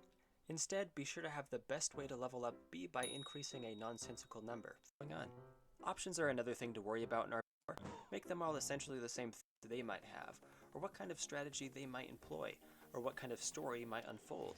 If you did that, people might be interested in playing your game, and possibly even playing it multiple times. And only a game dev who wants to be successful would do that. So instead, you should follow my instructions. And if you do, you are bound to succeed at failure. The best way to fail at making video games is to never try. But let's assume you do try. Here's how to fail. So you've got a game and you've heard from pretty much everyone that you need to add game feel for your game to be any good. So obviously the best thing to do here is to just not add anything and call your game done. Everyone loves a flat, dry, emotionless game where the player can question if their input is even being received. Plus, you've already done really well by not including any game feel in your design up to this point. Can you imagine if you had had game feel in mind during every step of the process? Oh, you might have succeeded. When it comes to game feel, a large part of it is all about helping the player's input in the game be felt and be fun. So obviously, this means screen shake. Lots of it. Make the screen violently fly out of control every time something in the game touches something else. You don't want a healthy balance of screen shake depending on your game. Instead, either have vertical inducing amounts of screen shake or none at all. Along with that, try to make your controls feel sluggish or disconnected with long animations that can't be cancelled or changed, unless that is exactly what your specific game needs. Can you imagine a platformer feeling precise? Or a Souls-like with carefully planned and tested longer animations added in order to enhance the risk-reward strategy of combat? That would be stupid. Besides, you are far too creative, and the restrictions of appropriately responsive controls for your genre might limit your ingenious design. Don't bother adding things that make a computer's exact calculations more natural and forgiving, such as coyote time, jump buffering, varying jump height, and appropriately generous collision shapes. As I've said before, these are just crutches for weak players. If a player can't handle the exact precision of their computer, then maybe they aren't cut out to play your amazing game anyway. The best mistake you can make is to forget that game feel is about far more than just showing player input. If you have forgotten that, please ignore what I just said and stick to adding screen shake. And if you haven't forgotten, here's what you can do to fix the situation. Because game feel is also about communicating motivation to the player, try to ignore the theme of your game. If you have a stealth game, put in bright and cheery music. Or if it's a futuristic sci-fi puzzle game, have unfinished graphics and placeholders because those look sci-fi enough. Highly immersive story, environment, UI, and theme might help the player feel motivated to achieve the goal set in game, which is bad, because if players win your game, they might stop playing it, and we wouldn't want that, right? Consider the feel you might want for a cat and mouse horror game. Having tight corridors and interconnected rooms would be an ideal environment. So don't do that. For whatever game you have, just make a play space that looks cool. That's all that really matters. Besides, all that ideal environment to emphasize your game stuff is difficult, and it takes play testing, and you will likely have to toss out and redo large portions of your game, so don't risk it. Game feel is polish, and polishing a game is really secondary, and quite unnecessary. So therefore, there's no need to waste your time. Adding basic mechanics and accessibility don't really have anything to do with the gameplay anyway. The more you can have the player ask, why didn't the developer just add this, the better. The point of adding game feel is to make your game fun, which means if you do it right, you can turn even the most boring, pathetic, stupid game into something fun to interact with. Take Dwarf Fortress for example. Only after it got some sprites and the ability to actually use a mouse did it sell millions of copies. The 20 years of development forming the most complex and intricate world-building, storytelling mechanics in the world, coupled with base building and colony management mechanics that have inspired some of the most popular games to date, have nothing to do with it. Nope, the only thing that made this game fun was the addition of sprites. I mean, look at this. So don't bother perfecting your game's core mechanics and gameplay. Just focus on game feel, specifically screen shake. And if you can trick the player into thinking they're having fun, then it's basically the same thing as actually having fun, right?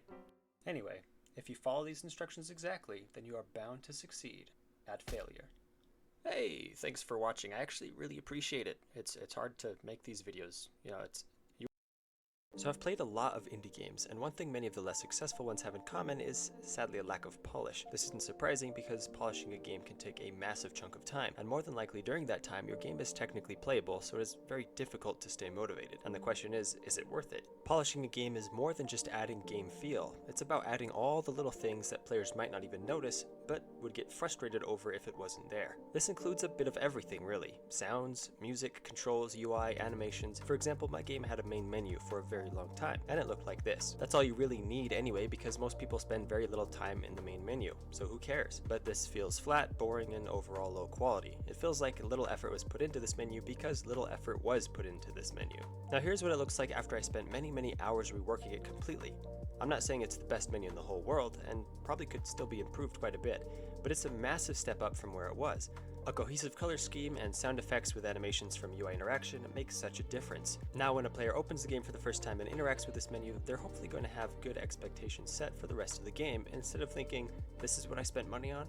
So over the past several months, I've been adding little things to my game that altogether can make a big difference, such as hotkeys, customization, animations, more animations, and thoughtful controls. For example, on some screens I have a prompt that says press any key to continue. It wasn't hard to set up, but then I went the extra step of including mouse inputs as well. Did I need this? No.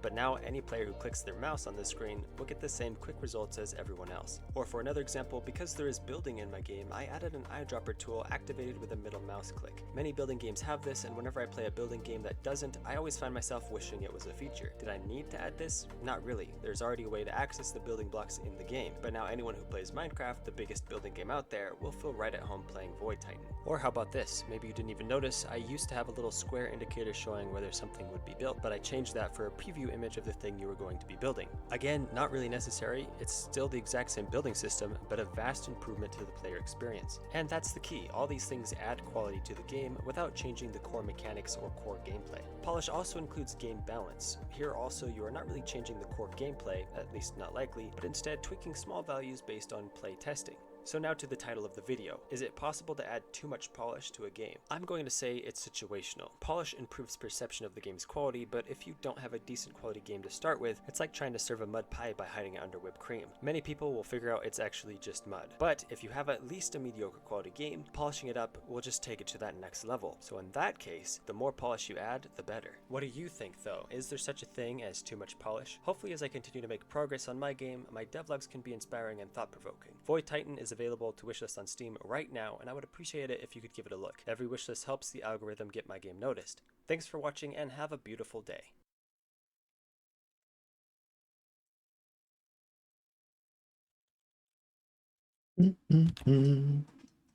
Insightful stuff. I like that. Bite-sized too. In order to fail at making a game, the best thing that you can do is just not even try. But then that would raise the question if that counts as failing, because if you never try, then you never fail. So let's assume that you do try. Here's how to fail. The first thing you are going to need to fail at making an indie game is a game idea. And in order to fail, you're going to need a bad one, hopefully a really big one. So once you've come up with your grand idea, try to cram in as many more ideas as possible. The more features you have in your game, the better. This is much easier and way more fun than just taking one great concept and carefully designing features that will only serve to enhance that core concept. If you did that, then you might accidentally make something interesting or thought-provoking. When coming up with your idea, don't waste any time playing some of the most popular, well-crafted games and analyzing them to figure out what it is that makes them so good and interesting. Instead, play the biggest AAA games and tell yourself that you can make one of those, but you will do it better. Another great strategy is to come up with a story first and try to think of a way that you can turn that story into a game, or at least make it look like one. If it doesn't seem like it's going to work, that's okay, because you know that people are going to like the story so much that they won't care about how boring, stupid, and dull the gameplay is. Remember, the best games are just stories you can do stuff in. Right? Do as little playtesting as possible. It is far better to just go with the first thing that pops into your mind, and even if you start to feel like the idea sucks, stick with it no matter what. Under no circumstances do you want to alter your idea or change it to something else. If you did that, you might end up saving a lot of time and frustration, as well as learn how to recognize when an idea just isn't worth the effort. Avoid doing game jams or challenging yourself to design with constraints.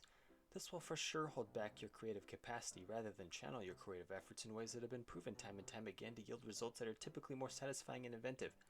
It is far better to have as many options as possible so that you can never focus on any one idea long enough to have it actually become something. Don't even constrain yourself to any one genre. Instead, try to make the next new genre. In fact, you better give your game a good name now because it's going to be used to describe the games of the future. Always avoid talking about your game ideas with other people, especially those who are making their own games. If you did that, you might get valuable feedback that could actually make your game good, and we wouldn't want that. Besides, we know that if you share your idea, someone is going to steal it. So keep all your game ideas to yourself at all costs. Close-knit support of indie communities, they're not there to help each other grow and become better. They're there to stab you in the back and steal all your stuff. Remember, the best game ideas are in the concept itself, not the execution. Successful games have little to do with how they are expertly crafted due to vigorous trial and error. Take Celeste, for example. This game is great because the idea of a game with a cool double jump is just incredibly original and unique. The success of this game has nothing to do with its precisely balanced controls, pacing and level design, pixel-perfect artwork, and fine-tuned game feel. It's all about the fact that it has a double jump. In other words, be sure to put more effort into coming up with a cool idea than in the game itself. If you follow all these instructions carefully, you are bound to succeed at failure. Thanks for watching. Hopefully you enjoyed this kind of different, very different video. If you enjoyed it though, be sure to let me know so I can know whether or not I should make a part 2 and part 3, and let me know what subject you'd like me to be. The best way to fail at making a game is to never try, but let's assume you do try. Here's how to fail.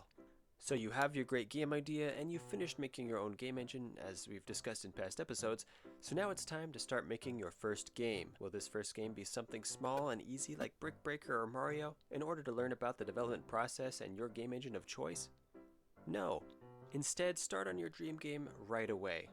Unless your dream game is Brick Breaker, you should just stop watching now. I mean, nothing wrong with Brick Breaker, but if that's your dream game, you've already failed. So congratulations, there's no point in watching this series. Go away now. When you start on your non-Brick Breaker dream game, you'll want to be as flexible as possible in order to make it the best game it can be. So obviously, the rigidness of a plan will only get in your way and restrict your creativity. Don't make an outline and list of minimum amount of things needed to create your game in its most basic form. This could actually help you focus on the things that are most important and might actually cause you to be motivated. And we wouldn't want that, right? Set only one milestone: the game's release. Smaller achievable goals are far too easy for someone as dedicated as you. I learned that very important at some point. Very important. Set up small goals. Anytime you think of anything that sounds fun do to that. any degree, be sure to add it to your plan, regardless of how well it supports your core mechanic. Because remember, a game is only as good as the number of main mechanics you have that don't support each other. I mean, this is your dream game here. You can't afford to just write down all the ideas that don't fit in this game to be used in different games later on. Now, if you avoid any kind of plans and outlines like I'm suggesting, it's best to just start working on whatever seems fun. Some of these fun things might include cover art, in-game lore, your loading screen and logo animations, the main menu, accessibility options, or figuring out a unique but stylish personal wardrobe for when you are overbooked with interviews because your game is just that great. Basically anything that does not contribute to the core gameplay of your game. Remember, the goal here is to burn yourself out as fast as possible while accomplishing as little as possible. And when you start your first game, don't bother with prototyping. You know, where you make your game in its absolute most basic form in order to discover if it's even any fun at all. Besides, you don't even need to play test. You already know your game is going to be fun. Best of all, by skipping the prototyping stage, if it turns out that something about the gameplay does need to change later on, you'll likely already spend hours and hours making all sorts of game assets that will just have to be thrown away. And hopefully these changes will be big enough that you will quit the project altogether, or perhaps cause you to keep your game in its absolutely awful state. Either way, if you follow all these instructions carefully, you are bound to succeed at failure. Hey, thank you so much for watching. I hope. One more. In order to fail at making a game, the best thing to do is to not even try. But then that would raise the question of if that even counts as failing, because if you never try, then you never fail. So let's assume that you do try. Here's how to fail. One of the best ways to fail at picking a game engine is to convince yourself that your game is so incredibly incredible and uniquely unique that normal game engines will simply not do. So you must build your own game engine. Okay. Besides, the big companies that make game engines that are free are just trying to get you to use their engine so they can claim the rights to your game. But I feel like I want her to be more. You know they will. So make your own game engine. You can burn yourself out before you even start on your game. I mean, that would work pretty well, right? But if you decide you're not cool enough to make your own game engine, then the next best thing would be to use one of those big deal game engines that cost like $1,400 a month. They must be better if they cost that much, right? All you'll have to do then is complete your game before the free trial runs out and then backdoor export it somehow. And now we're up the program for a word from our sponsors. Free game engines. When you get your next free game engine, be sure to enter promotion code ARTINDI for 100% off your purchase. You'll be glad you did. And now, back to the show. If you do decide to get a free game engine, not because the premium ones are too expensive, I mean, I could get one of those if I wanted to, then I guess just go for the free game engine that seems to stick out the most, or just the ones whose names you can remember. After all, a game engine's quality is based on how good its marketing campaign is, right? It would not benefit you at all to Well, actually research to be the honest, I pros do and cons of use game a. engines and The one I'm using technically is counts as a free game engine, but it's also paid too. I'm using G Development for this example, but now apparently at least one of those in the comment section says, I guess.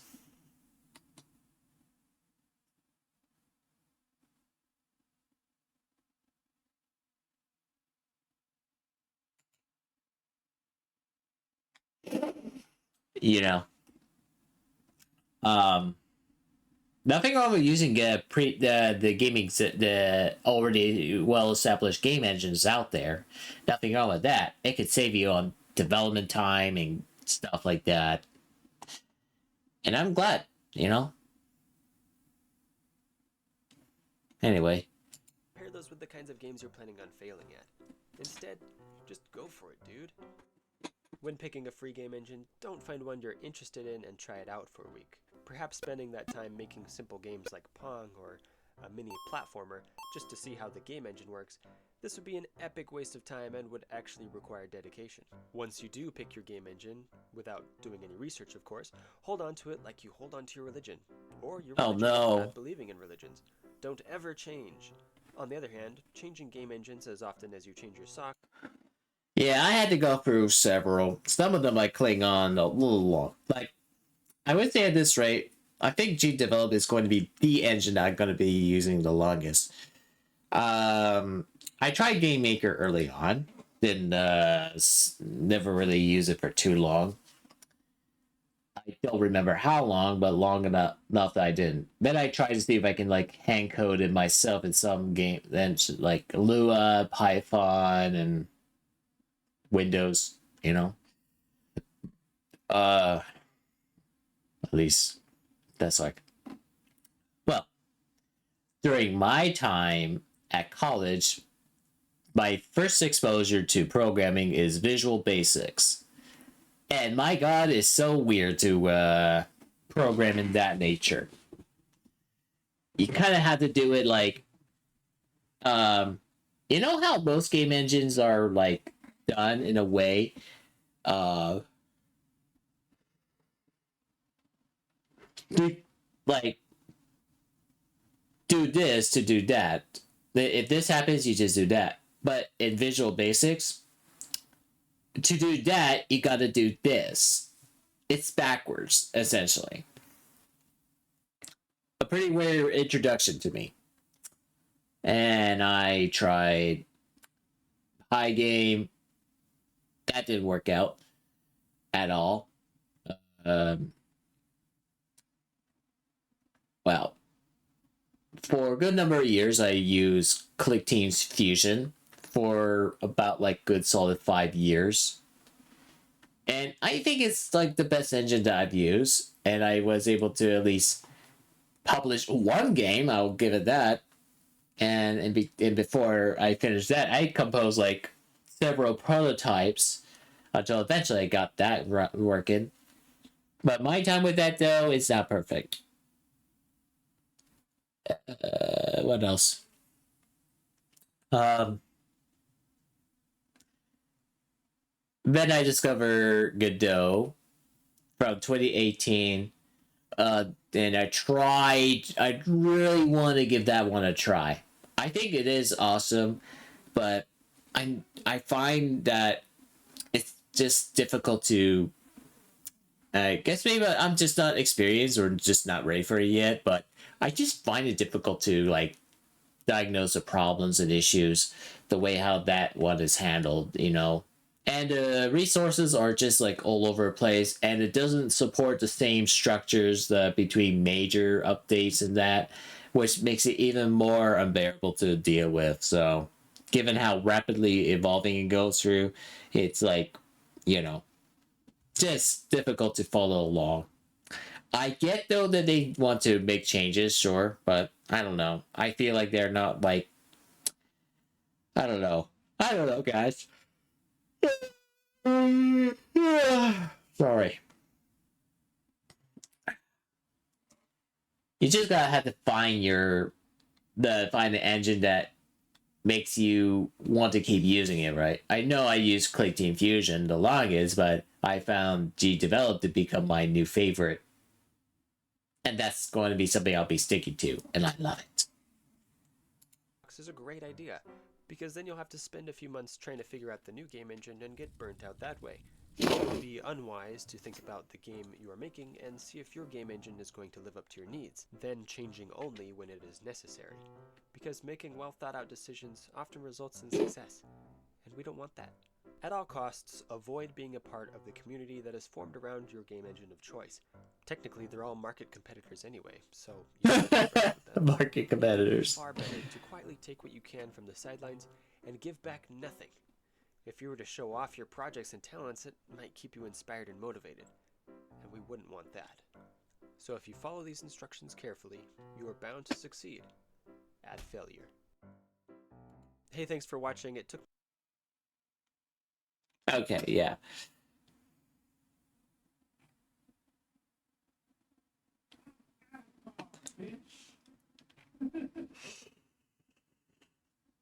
Okay.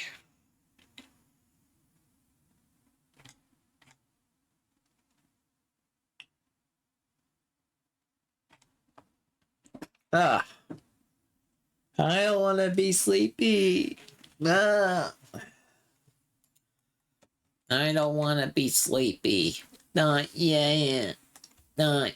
Oops. Not yet, please. I'm not ready to fall asleep just yet. I'm not there yet. Oh, man. I am going to. Oh, my God. Oh, my gosh.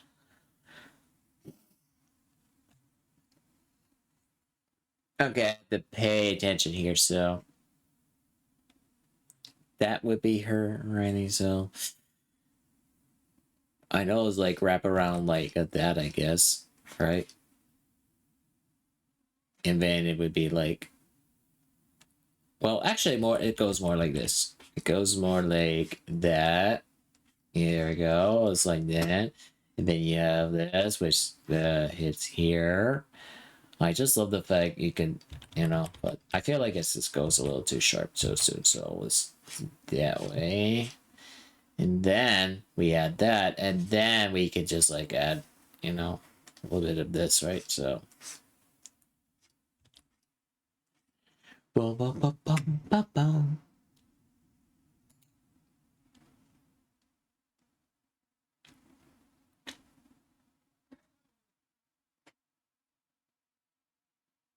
We watch the physics producer needed for every voxel to build this board to the other. This butterfly animation fits in 8,000 words of memory, about the max I could put in the FPGA. I've not got. That's cool. Look at. Huh? Huh?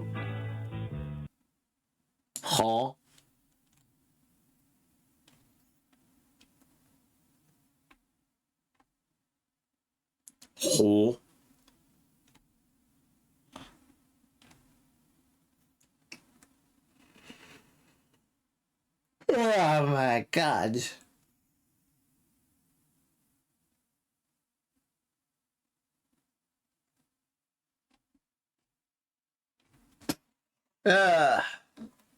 Guys, I'm getting a little teary-eyed suddenly.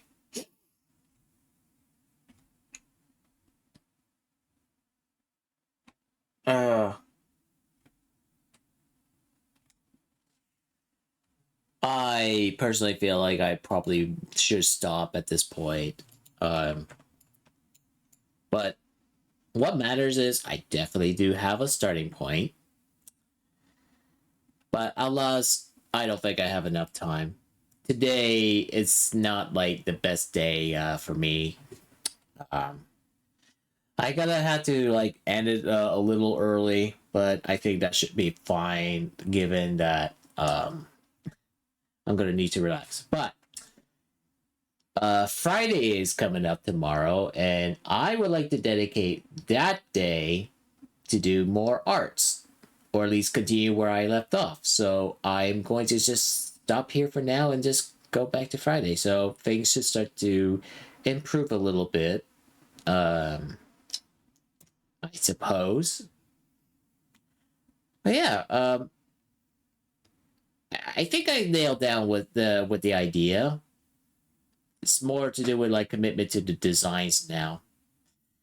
Anyway, like Layla, I'm just gonna pass down soon and I'm gonna fall asleep. So I hope you guys have a good night. And I hope to see you all tomorrow. So yeah, if anything happens, be sure to check the updates. Okay, I kind of sound like weird. Alright. Catch you all laters. Have a good night.